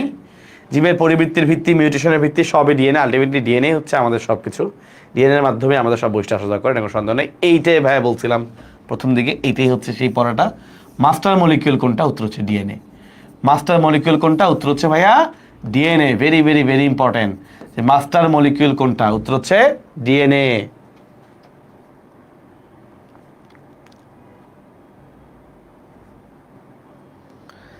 মাস্টার মলিকিউল কোনটা? উত্তর হচ্ছে ডিএনএ। Very important. এটা ভাই আগে অলরেডি বলছিলাম। এগুলো তো বারবার একই লাইন বারবার আসছে, এটা পড়ানো হয়েছে। এবার আসি ভাইয়া আমরা আরএনএর প্রকারভেদে চলে আসি। খুবই ইন্টারেস্টিং। নাম হলো টিআরএনএ। টি মানে ট্রান্সফার, তার মানে সে মূলত অ্যামাইনো অ্যাসিডকে ট্রান্সফার করে নিয়ে আসবে। অ্যামাইনো অ্যাসিডকে এক জায়গা থেকে এক জায়গায় ট্রান্সফার করবে। এখন খেয়াল করে দেখো, ভুল যেটা হয় ভাইয়া, টিআরএনএ, টি দিয়ে টিআরএনএ, তাই না? এখানে দেখো টিআরএনএর মধ্যে কি লেখা আছে? এন্টিকোডন। এখন আমি আরেকটা শব্দ দেখো লিখলাম কোডন। ভাই দেখো, এই কোডনের মধ্যে কি কোনো টি আছে? টি নাই, কিন্তু এন্টিকোডন, টি আছে, তাই না? এক্স্যাক্টলি, এন্টিকোডন তাহলে কই পাওয়া যাবে? যেহেতু টি আছে, তার মানে এন্টিকোডন পাওয়া যাবে টিআরএনএর মধ্যে। এবং তোমরা দেখতেই পাচ্ছ এটাই কিন্তু টিআরএনএর ছবি। আর তাহলে কোডন যেহেতু এখানে টি নাই, টিআরএনএর মধ্যে পাবা না, এটাকে তুমি পাবা এমআরএনএর মধ্যে। এইটা one of the most important MCQ, one of the most important MCQ, যে এন্টিকোডন পাওয়া যায় কোথায়? এন্টিকোডন পাওয়া যায় টিআরএনএর মধ্যে, আর কোডন পাওয়া যায় কোথায়? এমআরএনএর মধ্যে, ঠিক আছে? এখন দেখো টিআরএনএর একটা প্রশ্ন প্রায় সময় দেয়, দেখো এই যে সিসিএ, এইভাবে 3টা বেজ যুক্ত থাকে। সিসিএ এইভাবে 3টা বেজ যুক্ত থাকে। উত্তর হচ্ছে এই যে সিসিএ এইভাবে যে 3টা বেজ বা ক্ষারক যুক্ত থাকে, এটা কোন মাথায়? 5 প্রাইম প্রান্তে নাকি 3 প্রাইম প্রান্তে? আমরা জানি সুতার একটা মাথা যদি 5 প্রাইম হয়, আর একটা মাথা হচ্ছে 3 প্রাইম, তাই না? তাহলে এই যে সিসিএ বললাম, এটা আসলে কোন প্রান্তে থাকে? ভাইয়া দেখো, একটা অক্ষর, 2টা অক্ষর, 3টা অক্ষর। 3টা অক্ষর মানে 3 প্রাইম। তাহলে সিসিএ ধারায় যে বেস থাকে, এটা মূলত কোন প্রান্তে থাকে? 3 প্রাইম প্রান্তে। এই দুইটা হচ্ছে আমাদের মেইন এমসিকিউ, যেটা এখান থেকে আসে। আর এটা এমনি মুখস্থ, যে আমাদের মোট কয় ধরনের টিআরএনএ আছে? 31 থেকে 42 ধরনের। কয়টা নিউক্লিওটাইড থাকে? 75 থেকে 90টা। এটা মুখস্থ। টিআরএনএর এই যে মডেলটা, এটাকে বলে ক্লোভার লিফ মডেল। তুমি বইয়ের এই যে ছবির নিচে দাগ দাও, ক্লোভার লিফ মডেল। ছবির নিচে দাগালে কি হয়? এমসিকিউ ইনশাআল্লাহ আর ভুলার চান্স থাকে না। টিআরএনএর এই গঠনটাকে আমরা বলবো ক্লোভার লিফ মডেল, ঠিক আছে? তাহলে এটাকে আমরা বলবো ক্লোভার লিফ মডেল। চলে আসি ভাইয়া, এবার আমরা এখানে কিছু লাগবে না, এটা আমাদের চলে আসি এই যে এমআরএনএ। তোমাকে ভাই আগে বলছিলাম এমআরএনএর মধ্যে মূলত থাকে কোডন, তাই না? সো এই যে দেখো কোডিং অংশ, কোডনের কথা বলছে, কোডন বারবার আসবে। এবং আমাদের যতগুলো আরএনএ আছে তার মধ্যে 5 থেকে 10 ভাগ হচ্ছে এমআরএনএ, আর ম্যাক্সিমাম টুকুই হচ্ছে রাইবোজোমাল আরএনএ, কারণ আমাদের রাইবোজোম অনেক বেশি। সো আমাদের যতগুলো আরএনএ আছে তার ম্যাক্সিমামই হচ্ছে রাইবোজোমাল আরএনএ, আর আরএনএ। ওকে, খেয়াল করে দেখো, আমাদের ম্যাক্সিমাম আরএনএ হচ্ছে এইটা। আমাদের যতটুকু আরএনএ আছে কোষে, তার প্রায় 80 থেকে 90 ভাগ, মানে ম্যাক্সিমাম টুকুই হচ্ছে রাইবোজোমাল আরএনএ। ম্যাক্সিমাম টুকুই হলো আর আরএনএ বা রাইবোজোমাল আরএনএ, রাইবোজোমে থাকে। খেয়াল করে দেখো ভাইয়া, বংশগতীয় আরএনএ বা gRNA, G for genetic, G for genetic তার মানে যাদের ডিএনএ নাই ওদের বংশগতীয় পদার্থ হিসেবে কাজ করবে যে আরএনএ, তার নাম জেনেটিক আরএনএ। কারণ ওদের তো ডিএনএ নাই, তাহলে ওদের বংশ পরম্পরায় বৈশিষ্ট্যগুলো স্থানান্তর করবে কে? যার ডিএনএ নেই, ওর তো আরএনএ আছে তাই না, সো আরএনএর মাধ্যমে করবে। আর ওই আরএনএটাকেই বলা হয় জিআরএনএ। এটা আমরা পাই কোথায়? ভাইরাসের ক্ষেত্রে, টোবাকো মোজাইক ভাইরাস। তোমরা জানো টোবাকো মোজাইক ভাইরাসে বা টিএমবি ভাইরাসে এটা হচ্ছে আরএনএ ভাইরাস। তো ভাইরাস হচ্ছে এমন একটা জিনিস যার মধ্যে হয় ডিএনএ অথবা আরএনএ থাকে। কিন্তু আমাদের মানুষের ক্ষেত্রে ডিএনএ আরএনএ দুইটাই আছে, আবার উদ্ভিদের ক্ষেত্রেও ডিএনএ আরএনএ দুইটাই আছে। তাহলে ভাইরাস হচ্ছে একমাত্র যার মধ্যে শুধুমাত্র একটা থাকে। চলে আসি ভাইয়া minor RNA, very important. Minor আরএনএর কাজ কি? মাইনর আরএনএর কাজ দেখো, রাইবোজোমাল আরএনএর কাজ কি? রাইবোজোমাল আরএনএ প্রোটিন সংশ্লেষ করে, ভেরি গুড। নেক্সট খেয়াল করো জেনেটিক আরএনএ। জেনেটিক আরএনএ বা বংশগতীয় আরএনএর প্রধান কাজ কি? অনেকে ভাবে ভাইয়া প্রধান কাজ মনে হয় বংশগতীয় বৈশিষ্ট্য আদান প্রদান করা। জি না, এর প্রধান কাজ হলো প্রোটিন তৈরি করা। এমন রাখবা আরএনএ তৈরি হয়েছে প্রোটিন তৈরি করার জন্য। তো তুমি জি আরএনএ দেখে আবেগ আপ্লুত হয়ে বললা বংশগতি বংশগতি না, প্রধান কাজ যদি বলে এটাও কিন্তু প্রধান কাজ প্রোটিন তৈরি করাই। তাহলে আরএনএ মানে প্রধান কাজ প্রোটিন তৈরি করবে। মাইনর আরএনএ, মাইনর, এটার সাথে লিখে রাখো, দাগায় ফেলো এনজাইম। এই যে এনজাইম হিসেবে কাজ করে, এনজাইমের কাঠামো দান করে, তার মানে এনজাইম রিলেটেড এমসিকিউ হচ্ছে সব মাইনর আরএনএ। তাহলে মাইনর আরএনএর বেলায় তুমি এনজাইম দিয়ে যেগুলো আছে, যেমন এনজাইম হিসেবে কাজ করে, এনজাইমের কাঠামো দান করে, এভাবে এগুলো তুমি ইনশাল্লাহ পড়তে পারো। বুঝতে পারছো ভাইজান? আচ্ছা, আরএনএর কাজ সহজ। চলে আসি আপনার দিকে। ডিএনএ রেপ্লিকেশনে তিনটা প্রক্রিয়া আছে, একটা সংরক্ষণশীল, একটা অর্ধ সংরক্ষণশীল, আর একটা বিচ্ছুরণশীল। পরীক্ষা আসতে পারে নিচের কোনটা ডিএনএ রেপ্লিকেশনের প্রকারভেদ নয়। এই তিনটা দিয়ে সাথে আরেকটা দিতে পারে। এখানে আমাদের তিনটা এখানে আমাদের কিছু এমসিকিউ আছে। এইখানে এমসিকিউ খেয়াল করে দেখো যে ডিএনএ যে রেপ্লিকেশন হয়, এই অর্ধ সংরক্ষণশীল শব্দটা, এই শব্দটা প্রথম প্রয়োগ করছেন বিজ্ঞানী স্ট্যান্ট, আর এটা প্রমাণ করছেন বিজ্ঞানী ম্যাসেলসন স্টাহল ইকলাই ব্যাকটেরিয়াতে। বিজ্ঞানের নাম ভুলে গেল, এটা ভুলে যাবে না যে এই যে অর্ধ সংরক্ষণশীল প্রক্রিয়া, যে প্রক্রিয়ায় ডিএনএ রেপ্লিকেশন হয়, এইটা আবিষ্কার হয়েছে, প্রমাণ হয়েছে কোথায়? উত্তর হচ্ছে ইকলাই ব্যাকটেরিয়ার ক্ষেত্রে। উত্তর হচ্ছে ইকলাই ব্যাকটেরিয়ার ক্ষেত্রে এটা প্রথম প্রমাণ হয়েছে, আবিষ্কার হয়েছে। এবং খেয়াল করে দেখো, সুয়েকা মানব হেলাকোষে সাইমন হচ্ছে ক্ল্যামাইডোমোনাস শৈবালে এই পদ্ধতি প্রমাণ করেন। সো এখানে বিজ্ঞানের নামটা ইম্পর্টেন্ট, যেন বক্সটা বললাম, এই বক্সটা ইনশাল্লাহ ভালো করে পড়বা। এখন আসি, আমার তো প্রক্রিয়া লাগবে না, আমরা এগুলো জাস্ট রিডিং এমসিকিউ। আমাদের খেয়াল করে দেখো, আমাদের তো প্রক্রিয়া লাগবে না। ডিএনএ রেপ্লিকেশন এর অর্থ হচ্ছে ডিএনএ তৈরি করা, তাই না? ডিএনএ থেকে ডিএনএ তৈরি করা, এর অর্থ হচ্ছে ডিএনএ থেকে ডিএনএ তৈরি করা। আমাকে আসলে খেয়াল রাখতে হবে কি তৈরি হচ্ছে, ওই অনুযায়ী আমার এনজাইমের নামটা হয়। যেহেতু আমার এখানে ডিএনএ থেকে ডিএনএই তৈরি হচ্ছে, তো আমার তৈরি হচ্ছে ডিএনএ, এই জন্য এখানকার প্রধান এনজাইমের নাম হচ্ছে ডিএনএ পলিমারেজ। এখানকার প্রধান এনজাইমের নাম কি? DNA polymerase. কারণ আমাকে দেখতে হবে আমার আসলে কি তৈরি হচ্ছে। আমি দেখতে পাচ্ছি আমার এখানে তৈরি হচ্ছে বা প্রোডাকশন হচ্ছে ডিএনএ, এই জন্য এনজাইমের নাম হচ্ছে ডিএনএ পলিমারেজ। যেহেতু ডিএনএই তৈরি হয়, এই জন্য এনজাইমের নাম কি? এই জন্য এনজাইমের নাম হচ্ছে ডিএনএ পলিমারেজ।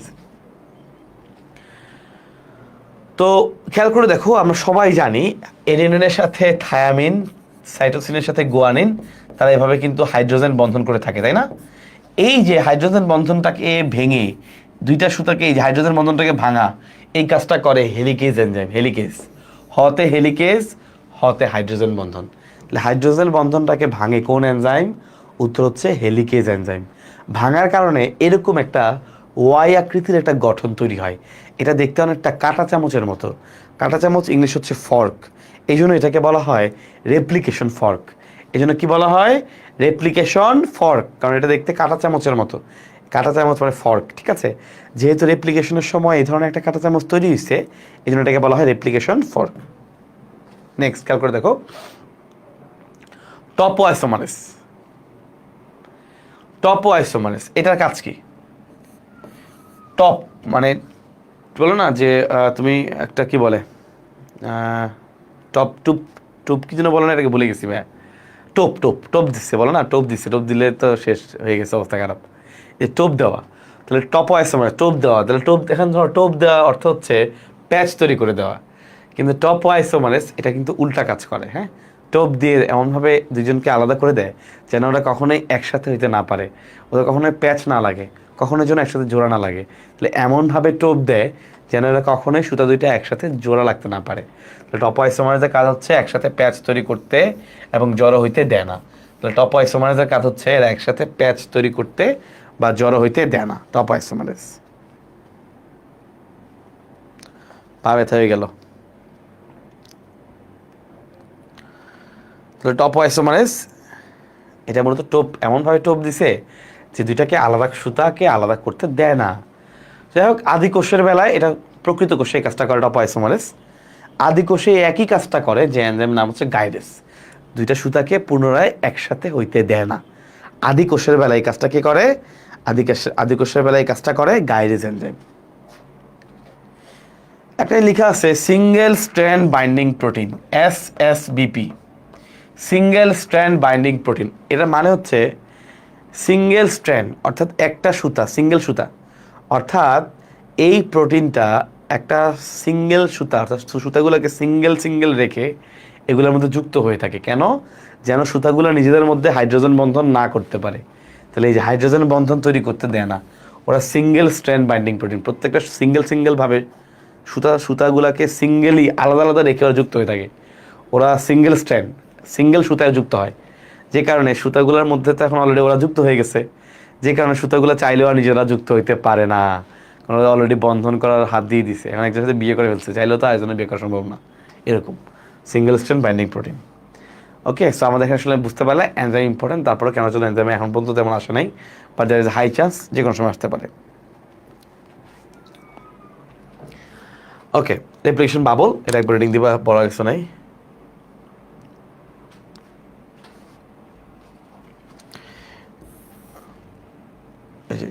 অনেকগুলো রেপ্লিকেশন অরিজিনের কারণে সময় লাগে মাত্র 1 ঘন্টা।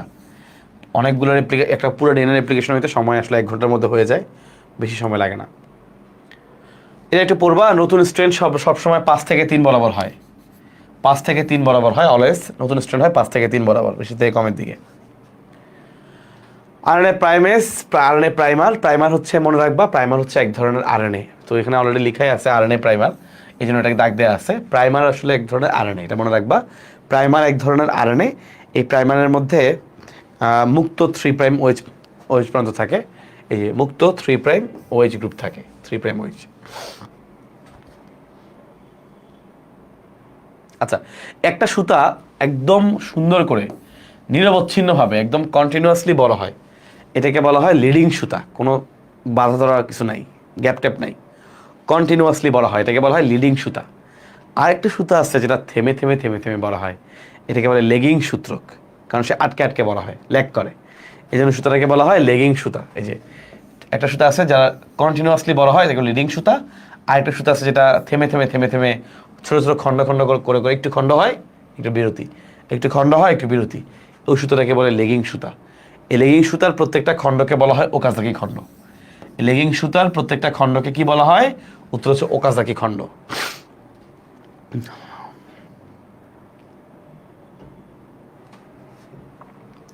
এবং সেই ওকাজাকি খণ্ডগুলোকে যুক্ত করে কে?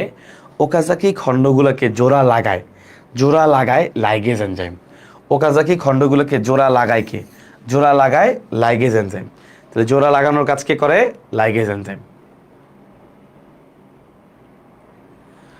ডিএনএ পলিমারেজ এনজাইম, এটা একটা স্পেশাল ক্ষমতা আছে, সে কি করতে পারে? প্রুফ রিডিং করতে পারে, কারেকশন করতে পারে। যদি কোনো কারণে রেপ্লিকেশন হওয়ার সময় কোনো কারণে ভিতরে উল্টাপাল্টা হয়, সাপোজ এ এর সাথে টি না এসে সি চলে আসছে, সি এর সাথে জি চলে আসছে, উল্টাপাল্টা যদি হয়, সি এর সাথে জি না এসে এ চলে আসছে, এরকম উল্টাপাল্টা হলে এটাকে কারেকশন করতে হয়। এই কারেকশনের কাজটা কে করে? এই কারেকশনের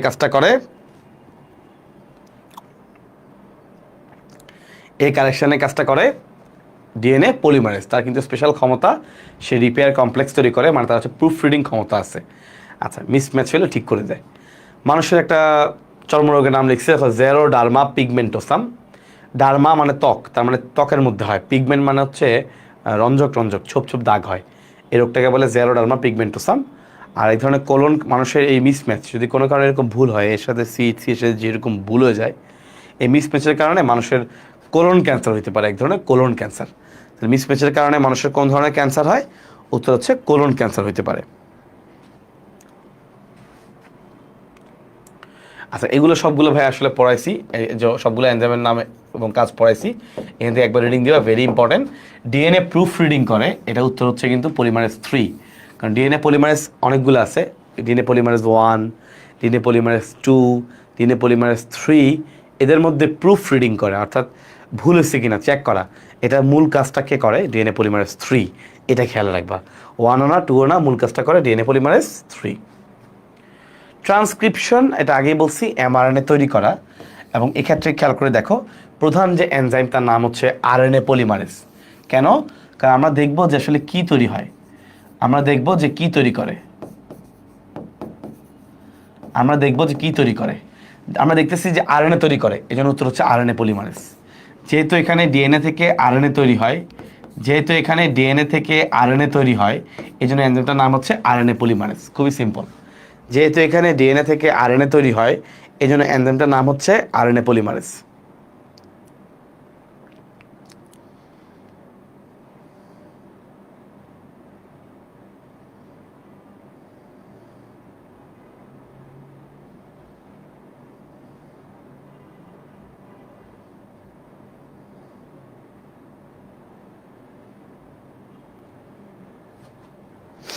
আচ্ছা, ইনশাল্লাহ গুড। চলে আসি ভাইয়া, আমাদের এখানে ট্রান্সক্রিপশনে কোনো প্রাইমার টাইমার লাগে না। প্রাইমার শুধুমাত্র আমাদের রেপ্লিকেশনের প্রথম প্রক্রিয়াতে লাগে, আর কোনোটাতে লাগে না। আমরা সবাই জানি ডিএনএর মধ্যে থাকে থায়ামিন, আর ইউরাসিল থাকে আরএনএর মধ্যে, এটা আমরা সবাই জানি। খেয়াল করে দেখি কোডিং এবং নন কোডিং। ভাইয়া, যখন আমাদের একটা এমআরএনএ রেডি হয়, এমআরএনএর মাথায় একটা 5 প্রাইম প্রান্ত, যেটা এই 5 প্রাইম প্রান্তে একটা ক্যাপ লাগাই দেওয়া হয়, এটা বলে ক্যাপিং। আর ছোট মাথা 3, যেটা 3 প্রাইম মাথায় একটা লেজ লাগাই দেওয়া হয়, এটা বলে টেইলিং। তো অনেকগুলো এডিনিন মিলে আসলে লেজটা তৈরি হয়, এই জন্য এটাকে বলে পলি এ। অনেকগুলো এডিনিন মিলে লেজটা তৈরি করা হয়। আর যে ক্যাপ, যেটা মাথায় ক্যাপ পরানো হয়, এটা হচ্ছে 9 মিথাইল গুয়ানোসিন। 9 methyl guanosine. যাই হোক, এটা আমি একটু পরে আবার দেখাচ্ছি। যাই হোক ভাইয়া, যেই এমআরএনএটা তৈরি হয়, এমআরএনএটার পুরোটা আসলে দরকার নাই। কিছু অংশ থেকে ভালো, যেটা আসলে কোড আছে, যেটার মধ্যে কোড আছে। কিছু অংশ আছে নষ্ট, খারাপ। কিছু অংশের মধ্যে ভালো, কোড আছে। তো যেগুলা খারাপ, নন কোডিং, মানে কোনো কোড নাই, যেগুলা ইন্ট্রোভার্ট, ইন্ট্রন্স, যেগুলোর মধ্যে কোনো বৈশিষ্ট্য প্রকাশ করার মতো কোনো কোড নাই, মানে ইন্ট্রোভার্ট, এদেরকে বলে ইন্ট্রন্স। আর যেগুলো ভালো, ভালো কোড আছে, যেগুলো বৈশিষ্ট্য প্রকাশ করে, ওদেরকে বলে এক্সনস। তো নিয়ম হচ্ছে ভাইয়া, নিয়ম হচ্ছে একজনগুলা যেহেতু ভালো, একজনগুলাকে রেখে ইন্ট্রন্সগুলাকে কেটে ফেলে দেওয়া, একজনগুলাকে রেখে ইন্ট্রন্সগুলাকে কেটে ফেলে দেওয়া, এই প্রক্রিয়াটাকে বলে স্প্লাইসিং। যে স্প্লাইসিং, ইন্ট্রন্সগুলাকে কেটে ফেলে দেওয়া, কারণ ইন্ট্রন্সগুলো হচ্ছে ইন্ট্রোভার্ট, খারাপ, ওদের দরকার নাই, ওরা বৈশিষ্ট্য প্রকাশ করবে না, এদেরকে কেটে ফেলে দিতে হবে। এই যে বলা হয় স্প্লাইসিং, ইন্ট্রন্সগুলোকে কেটে ফেলে দেওয়া, প্রক্রিয়াটাকে নাম হলো স্প্লাইসিং। এবং এক্ষেত্রে যে এনজাইমটা কাজ করে, তার নাম স্প্লাইসিংয়ের সাথে মিল রেখে স্প্লাইসিওসোম। স্প্লাইসিংয়ের সাথে মিল রেখে এনজাইমের নাম কি? স্প্লাইসিওসোম। ভেরি ইম্পর্টেন্ট, স্প্লাইসিংয়ের সাথে মিল রেখে এনজাইমের নাম হচ্ছে স্প্লাইসিওসোম।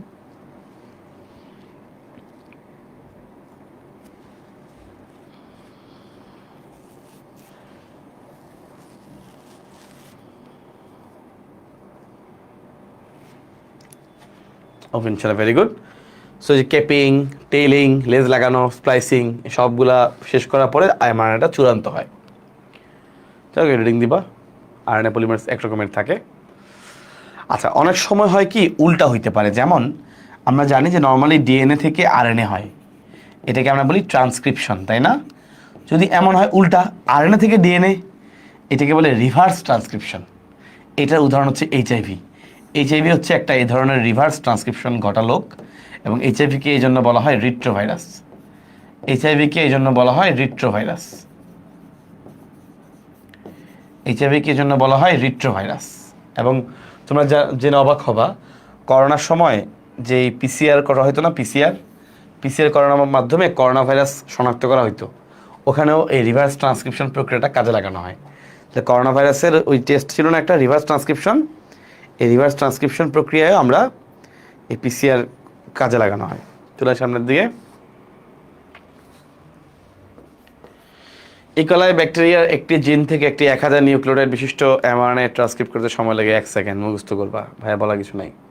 ট্রান্সলেশন মানে প্রোটিন তৈরি করা। খেয়াল করে দেখো, আমাদের মোট অ্যামাইনো অ্যাসিড আছে সাধারণত 20 প্রকারের। খুব ইম্পর্টেন্ট।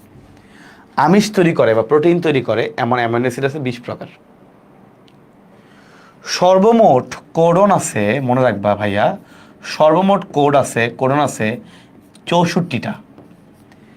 এদের মধ্যে 3টা হলো এমন কোডন যারা কোনো অ্যামাইনো অ্যাসিডকে নির্দেশ করে না, যাদেরকে বলে স্টপ কোডন। অর্থাৎ যখন এই কোডনগুলোর সম্মুখীন হয়, প্রোটিন তৈরি হওয়া বন্ধ হয়ে যায়, এরা কোনো প্রোটিন তৈরিতে অংশগ্রহণ করে না। তার মানে পরীক্ষায় যদি আসে যে অ্যামাইনো অ্যাসিড তৈরিতে অংশগ্রহণকারী কোডন কত, 64 - 3, উত্তর হলো 61। এই যে দেখো লেখা আছে 20 প্রকারের যে অ্যামাইনো অ্যাসিড আছে এদেরকে নির্দেশ করার জন্য কোডনের সংখ্যা কত, উত্তর হচ্ছে 61। তাহলে 20 প্রকার, যদি এমনিতে কোডন কত 64, কিন্তু অ্যামাইনো অ্যাসিডকে নির্দেশকারী কোডন হচ্ছে 61টা। 3টা হলো স্টপ কোডন। স্টপ কোডন কারা? উয়া, উয়াগ, উগা, UAA, UAG, UGA। ভাই এমনি পড়তাম, তারপর অনেকে ভাবে পড়ে উয়া, উয়াগ, উগা, UAA, UAG, UGA, উয়া, উয়াগ, উগা।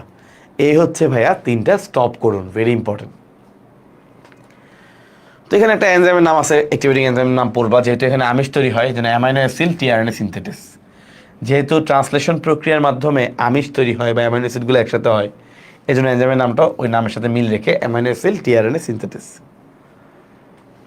Start codon মনে রাখবা, যে কোনো আমিষের ক্ষেত্রে, যে কোনো প্রোটিন তৈরি হওয়ার ক্ষেত্রে প্রথম কোডনের নাম হচ্ছে স্টার্ট কোডন, হলো AUG, যেটা মেথিওনিন নামক অ্যামাইনো অ্যাসিডকে নির্দেশ করে।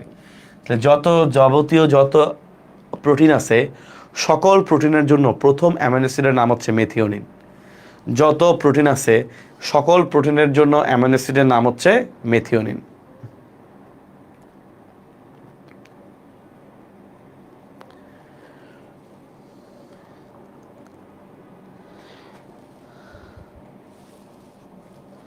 ওকে, যাবতীয় যত প্রোটিন আছে সবার জন্য অ্যামাইনো অ্যাসিডের নাম কি? সবার জন্য অ্যামাইনো অ্যাসিডের নাম হচ্ছে মেথিওনিন।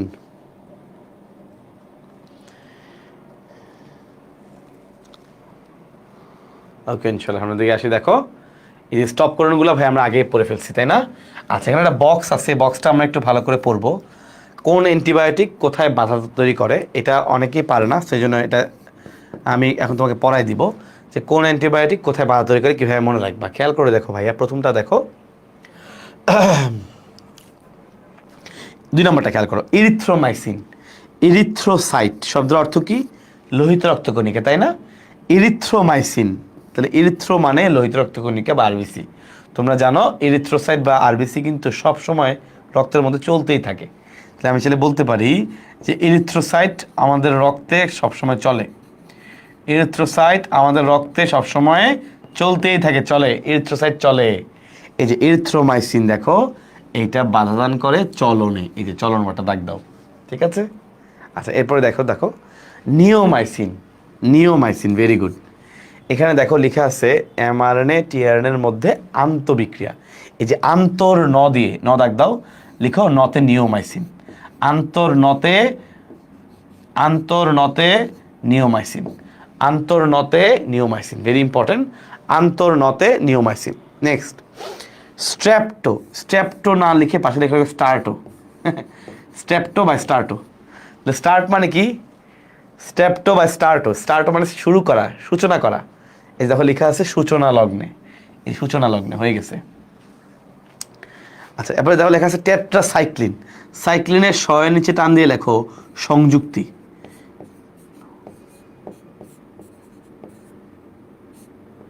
এই যে সংযুক্তি, এই যে দেখো লেখা আছে সংযুক্তি। তাহলে তোমার কিন্তু অলরেডি ইনশাল্লাহ 4টা পড়া শেষ, বাকি একটা আছে, প্রথমটা ক্লোরোমাইসিন, তাহলে বাকি যেটা আছে পেপটাইড বন্ধনের সৃষ্টি। তাহলে ইনশাল্লাহ এটাও পড়া শেষ।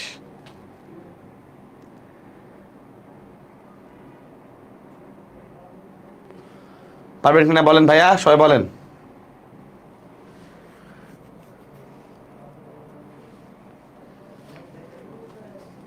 পারবা সবাই?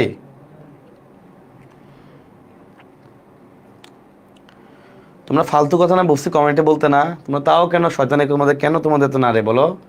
কমেন্টের মধ্যে কেন ফালতু আলাপ করতে যাও? ক্লাসের আলাপ হবে, ক্লাসের শুধু ক্লাসের পড়া। তুমি কোথায় ফর্ম ফিল আপ করছো না করছো এগুলো তো তোমাদের ক্লাসে কমেন্টে করার বিষয় না।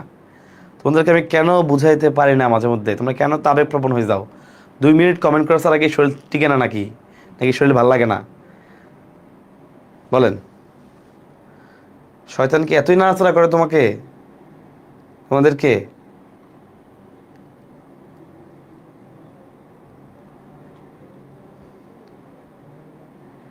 মানে আমি যখন ক্লাসের মধ্যে মাঝখানে হট করে পড়ানোর মাঝখানে কিছুক্ষণ লম্বা সময় ধরে পড়াই, কমেন্টে তাকাই দিই কমেন্টে উল্টাপাল্টা কথাবার্তা, তখন মানে ভালো লাগে না যে কমেন্টটা 3-4 জন মানুষ আছে সবসময় উল্টাপাল্টা কথা বলে, খালি আজের আলাপ, ফালতু আলাপ। তোমার এই খাজুর আলাপ তুমি কমেন্ট পার্সোনাল কমেন্টে গিয়ে করো, তুমি পার্সোনাল মেসেজে গিয়ে করো। এগুলো সবার ওপেনলি কমেন্ট করে, তোমরা জানোই না কমেন্ট কী করতে হবে। একটা লাইভ ক্লাসের মধ্যে কোথায় কী কমেন্ট করতে হবে তোমরা জানোই না। তোমাদের ব্যক্তিগত আলাপ তোমরা এই ইয়েতে লাইভ ক্লাসের কমেন্টে করো, আমাকে মেনশন দাও কী অবস্থা কেমন আছে, এটাকে বেকুবের আলাপ। একটা লাইভ ক্লাসের কমেন্টে কি একজন বান্ধবীরে মেনশন করে বা বন্ধুরে মেনশন করে কেমন আছে জিজ্ঞাসা করার কথা? আবুল ছাগল সব এগুলো আলাপ করবো হচ্ছে তুমি পার্সোনাল ইনবক্সে গিয়ে। লাইভ ক্লাসের মধ্যে এটা কী ফর্ম তুলছস, এটা একটা গরুর মতো প্রশ্ন হইলো? লাইভ ক্লাসের মধ্যে এটা আয়োজনের প্রশ্ন করার বিষয়? এটা ব্যক্তিগত প্রশ্ন, এটা তুমি ইনবক্সে করবা, এটা তুমি ওরা কল দিয়ে জিজ্ঞাসা করবা। এটা ওপেন সব বলবা, সেও ওপেন সবার সামনে লিখবে, এরকম কিছু হইলো? মানুষের ব্যক্তিগত বিষয় বলতে কিছু নাই। লাইভ ক্লাসের কমেন্ট তো পরবর্তীতে কয়েক হাজার স্টুডেন্ট দেখবে, এটা কিছু হইলো? বুঝি না কিছু।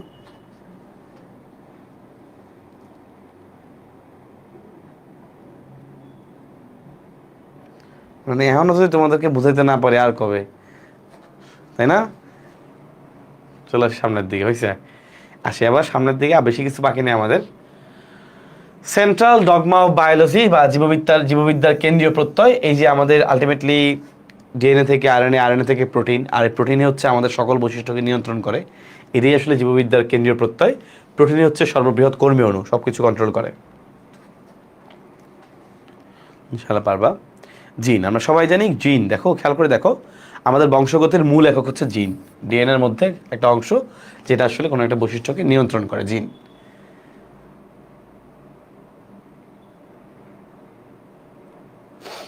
আচ্ছা খেয়াল করে দেখো ভাইয়া, প্রথম কথা হচ্ছে এই এটাকে কণা বা ফার্স্টে এটাকে জিন তো না, ফার্স্টে কণা বা ফ্যাক্টর বলা হইতো। এটা বলছে গ্রেগর জোহান মেন্ডেল, আর জিন নামকরণ করছে জোহানসেন। এই জিন নামকরণ করেছেন জোহানসেন, খুব ইম্পর্টেন্ট, দাগারণে দাগাই ফেলো। জিন নামকরণটা কে করছে? জোহানসেন। ভারতে একজন খুব ইম্পর্টেন্ট একজন বিজ্ঞানী, খুব পরিচিত একজন বিজ্ঞানী, হরগোবিন্দ খুরানা, তিনি আবিষ্কার করছেন কৃত্রিম জিন, ভেরি ইম্পর্টেন্ট। কৃত্রিম জিন আবিষ্কার করেছেন কে? উত্তর হচ্ছে হরগোবিন্দ খুরানা, হরগোবিন্দ খুরানা। যেখানে আমরা সবাই জানি, জিন তত্ত্ব অধ্যায় পড়েছিলাম, যেখানে জিন অবস্থান করে, জিনের অবস্থানকারী অঞ্চলটাকে বলা হয় লোকাস। যেখানে জিন অবস্থান করে ওই স্থানটাকে বলা হয় লোকাস, ভেরি ইম্পর্টেন্ট। যেখানে জিন অবস্থান করে তাকে বলা হয় লোকাস। এক জিন এক পলিপেপটাইড চেইন, এগুলো দাগলেন মুখস্থ করবেন ইনশাল্লাহ। প্রোটিনকে বলা জীবনের ভাষা, এগুলো বলেছি। ভেরি ভেরি ভেরি ইম্পর্টেন্ট, খেয়াল করে দেখো। রেকন, রেকন মানে হচ্ছে নামের মধ্যে মিল আছে, দেখো। জিন রিকম্বিনেশনের একক হচ্ছে recon, recombination recon. Mutation muton, mutation muton. Replication, যে রেপ্লিকেশন বা অনুলিপন, রেপ্লিকেশন রেপ্লিকন। তাহলে এগুলো কিন্তু নামের মধ্যে মিল আছে। অনুলিপনের ইংলিশ হচ্ছে রেপ্লিকেশন, ওখান থেকে আসছে রেপ্লিকন, ঠিক আছে? নামের মধ্যেই মিল আছে। এইটা মিল নাই, এটা মেডিকেলে আসছে। জিন কার্যের একককে কি বলে? সিস্ট্রন। জিন কার্যের একককে কি বলে? সিস্ট্রন। আমরা পড়ব আদিকোষের বেলায় জিন প্রকাশ করার একককে বলে অপেরন। আর এখানে খেয়াল করে দেখো, জিন কাজের একককে কি বলে? সিস্ট্রন। জিন কার্যের একককে বলা হয় সিস্ট্রন। চলো সামনের দিকে। লিথাল জিন, তার মানে এই জিনটার কারণে জীবের মৃত্যু হয়। তাহলে জীবের মৃত্যু ঘটায় যে জিন তাকে আমরা বলি লিথাল জিন।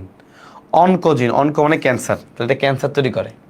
যে জিন ক্যান্সার তৈরি করে তাকে বলে ক্যান্সার। লিথাল মানে মৃত্যু, লিথাল ডোজ মানে হচ্ছে মৃত্যুর ডোজ, এটা খাইলে মানুষ কেউ মারা যাবে, লিথাল ডোজ বলে। অনকো মানে ক্যান্সার, তাহলে ক্যান্সার সৃষ্টি করে অনকোজিন। সেক্স ক্রোমোজোমাল জিন, আমরা সবাই জানি হিমোফিলিয়া, বর্ণান্ধতা, জেনেটিক্স অধ্যায় পড়ছি, এটা আমাদের লাগবে না এখন। ওয়াই ক্রোমোসোম দিয়ে যে সকল জিন থাকে ওয়াই ক্রোমোসোমে তাদেরকে বলে হোলান্ড্রিক জিন, এবং তোমরা পড়েছো ওখানে ছিল মানুষের কানের লোম, এটা এখনকার পড়ো না। জিনোম শব্দটা প্রথম ব্যবহার করছেন বিজ্ঞানী উইঙ্কলার। জিনের সমষ্টিকে বলে জিনোম।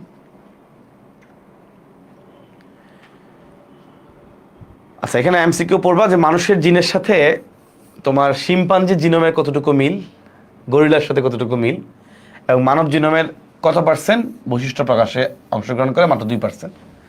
মানব জিনোমের মাত্র 2% আমাদের বৈশিষ্ট্য প্রকাশে অংশগ্রহণ করে, মাত্র 2%। বাকি 98% হচ্ছে নিষ্ক্রিয়। তাহলে মানুষের জিনোমের 2% অনলি বৈশিষ্ট্য প্রকাশে হেল্প করে, বাকি 98% বিশাল পরিমাণ হচ্ছে নিষ্ক্রিয়। এবং এর সাথে কিন্তু আমাদের শিম্পাঞ্জি মিল আছে 98 ভাগ, গরিলার সাথে 97 ভাগ। মানুষের জিনোমের সাথে গরিলার কিন্তু মিল আছে, শিম্পাঞ্জির মিল আছে, একটা 98 একটা 97। এটা মুখস্থ লাইন, ইনশাল্লাহ মুখস্থ লাইন পড়বা, এগুলো মুখস্থ এমসিকিউ। এগুলা অনেকটা জিকে টাইপের এমসিকিউ, যে ধরো সিকল সেল হিমোগ্লোবিনে কয়টা অ্যামাইনো অ্যাসিড আছে, বা ড্রসোফিলার চোখের রং কয়টা জিন দ্বারা নিয়ন্ত্রিত, এটা মুখস্থ এমসিকিউ। এই যেটা বলেছিলাম তোমাকে একটু আগে, আদি কোষে জিন প্রকাশের একককে বলা হয় অপেরন। Very important. আদি কোষে জিন প্রকাশের একককে বলা হয় অপেরন। তো অপেরনের 4টা অংশ আছে, চা পারলে পড়বা, ভেরি ইম্পর্টেন্ট। কারণ লাস্টের দিকে বলে অনেকে বাদ দিয়ে চলে যায়, বাদ দেওয়া যাবে না। খেয়াল করে দেখো, প্রথমেই হচ্ছে গাঠনিক জিন। গাঠনিক জিন তার মানে সে কিছু না কিছু গঠন করে, তাই না? এক্স্যাক্টলি, সে এনজাইম সংশ্লেষ করে, এনজাইম গঠন করে। আচ্ছা, নেক্সট প্রোমোটার, পথে পলিমারেজ। এই যে দেখো, যেটা প্রোমোটার প্রমোশন করে, উদ্দীপনা দেয়, উদ্দীপক জিন, ওখানে মূলত আরএনএ পলিমারেজ এনজাইম সংযুক্ত হয়। তাহলে প্রোমোটারে প্রমোশন, আরএনএ পলিমারেজ সংযুক্ত হয়। এরপর খেয়াল করে দেখো অপারেটর বা চালক জিন। খেয়াল করে দেখো চালক জিনের কাজ কি? চালক জিন মূলত গাঠনিক যে জিনের যে মূল কাজ এনজাইম সংশ্লেষ করা, বা প্রোটিন, এনজাইম মানে তো প্রোটিন। সো এই প্রোটিন সংশ্লেষণটাকে পুরোটাকে কন্ট্রোল করে এই অপারেটর বা চালক জিন। এই পুরো প্রোটিন উৎপাদনকে নিয়ন্ত্রণ করে অপারেটর বা চালক জিন। পুরো প্রোটিন সিনথেসিসকে কন্ট্রোল করে অপারেটর বা চালক জিন, ঠিক আছে? লাস্ট খেয়াল করে দেখো রেগুলেটর, মানে চালক জিনকে কন্ট্রোল করে, খুব ইজি। ইনসুলিন, এটাও আমাদের আগের এমসিকিউ, এটাও আমাদের বোটানের এমসিকিউ। ইনসুলিন তৈরি জিন কই থাকে? বোটানের এমসিকিউ, ইনশাল্লাহ পারবার সবাই। এগুলো একবার রিডিং দিবা, এর আগেই বলছিলাম। কোডন সংখ্যা হচ্ছে 64টা, 3টা হলো স্টপ কোডন। তাহলে মোট 61টা আছে যারা অ্যামাইনো অ্যাসিডকে নির্দেশ করে। এবং শুরু করা হয় অলওয়েজ AUG দিয়ে, বলছিলাম। AUG মানে হচ্ছে মেথিওনিন, এটাও বলেছিলাম। 3টা বেজের গুচ্ছকে বলে ট্রিপলেট। এই যে আমরা একসাথে বলি না AUG, 3টা একসাথে না, এটাকে একসাথে বলে ট্রিপলেট। 3টা একসাথে বলে এটা কি বলে? ট্রিপলেট। ট্রিপলেট সিকোয়েন্স হলো কোডন, ভেরি ইম্পর্টেন্ট, কোডন বলেছি। আচ্ছা, এখানে যদি তুমি পারো, ডিউতে আসছে তো, এখানে যদি পারো যে লাইসিনের জন্য কয়টা কোডন আছে, ভ্যালিনের জন্য কয়টা, আর্জিনিনের জন্য কয়টা, এই 3টা অ্যাটলিস্ট তুমি পড়ো। কারণ কি, পরবর্তীতে তোমাদের একটা পুরো একটা বক্স দেওয়া আছে। এই যে পুরো একটা বক্স দেওয়া আছে, বক্সটা পড়াটা ভেরি টাফ। কারণ আসলে এত বড় বক্স মনে রাখাটা কঠিন, আমি জানি। সেই জন্য অ্যাটলিস্ট ওখান থেকে 3টা মাস পড়ে রাখতে পারো। কারণ আলটিমেটলি পরীক্ষায় এই বাংলা লাইন থেকে প্রশ্ন আসার সম্ভাবনা বেশি থাকে। কারণ যদি বক্স থেকে চলে আসে, আমার মনে হয় না যে তোমাদের সবাই খুব অ্যান্সার করতে পারো। কেউ যদি মুখস্থ রাখতে পারো, ভেরি গুড। বাট আমি আসলে আমার পক্ষ থেকে খুব টাফ অ্যাকচুয়ালি এই বক্স মনে রাখা, যে কোনটা দিয়ে কারে বোঝায়। কারণ এখানে প্রোলিনে 4টা আছে, হিস্টিডিনে 2টা আছে। সো অ্যাটলিস্ট এইটা মনে রাখতে পারো। হিস্টিডিন যেহেতু বেশ ইম্পর্টেন্ট, আসলে এখানে কোনোটাই আসলে বাদ দেওয়ার মতো না, বুঝছো? কারণ অত্যাবশ্যকীয় অ্যামাইনো অ্যাসিড, অনত্যাবশ্যকীয় অনেকগুলোই আছে এখানে। সো বাদ দেওয়ার মতো না। তারপরে ধরো যে হিস্টিডিনের যে ধরো 2টা আছে, গ্লুটামিনের 2টা, গ্লুটামিন হিস্টিডিন, এই দুইটা করে আছে। জাস্ট সংখ্যাটা মনে রাখতে পারো। এখন আসলে ওই যে কোনটা দিয়ে কি বোঝায়, এটা আসলে বেশি মনে রাখা টাফ। এখন ACU, ACC, এটা কি পসিবল না। সো এটা আই থিঙ্ক তোমার ওই ভেজালে না গিয়ে তুমি জাস্ট হাইয়েস্ট এই কয়েকটা জিনিস পড়তে পারো যেটা বাংলা লেখা আছে। আর যদি কেউ এক্সপার্ট হয়ে থাকো, তাহলে হয়তো ইনশাল্লাহ তুমি তুমি আরও ভালোভাবে মনে রাখতে পারবা, ঠিক আছে? তাহলে ভাইয়া আপুরা, আজকে ক্লাস আলহামদুলিল্লাহ শেষ। একটা বিশাল অধ্যায় আমি স্মুথ ওয়েতে টানার চেষ্টা করেছি, এবং ইনশাল্লাহ অনেক কিছু যেগুলো তোমার কঠিন লাগে ওগুলো ভাইয়া ক্লাসের মধ্যে পড়াই দিছি। তো আশা করি তোমার ইনশাল্লাহ পড়তে কঠিন লাগবে না। তবে শুরুর অংশটা যেহেতু ম্যাক্সিমাম একটু সহজ জিনিসপত্র পরিচিত আছে, এটা তুমি এমনিতেই ইনশাল্লাহ পারবা। তো এই জন্য লাস্টের পার্টটুকু থেকে শুরু করলে তোমার জন্য ভালো হবে। তুমি এই অংশটা লাস্টের পার্ট থেকে শুরু করলে, একদম এই পিছনের থেকে কোডন থেকে শুরু করলা, তখন দেখবে পড়াটা তোমার স্মুথ হবে এবং ওই পড়াটাই পরীক্ষা আসে। সো যেখানে যেগুলো যেগুলো আমি বলছি এর বাইরে সাধারণত প্রশ্ন তেমন আসে না। তুমি যদি বিভিন্ন কোচিংয়ের পরীক্ষা বলো, আমাদের পরীক্ষা বলো, যে কোনো মডেল টেস্ট বলো, দেখবা ইনশাল্লাহ এগুলোর মধ্যে প্রশ্ন আসে, এর বাইরে আসে না। কারণ এর বাইরে আসলে ইম্পর্টেন্ট এখানে বেশি বলার মতো নাই, কারণ কঠিন করতে চাইলে অনেক কঠিন করা যায়।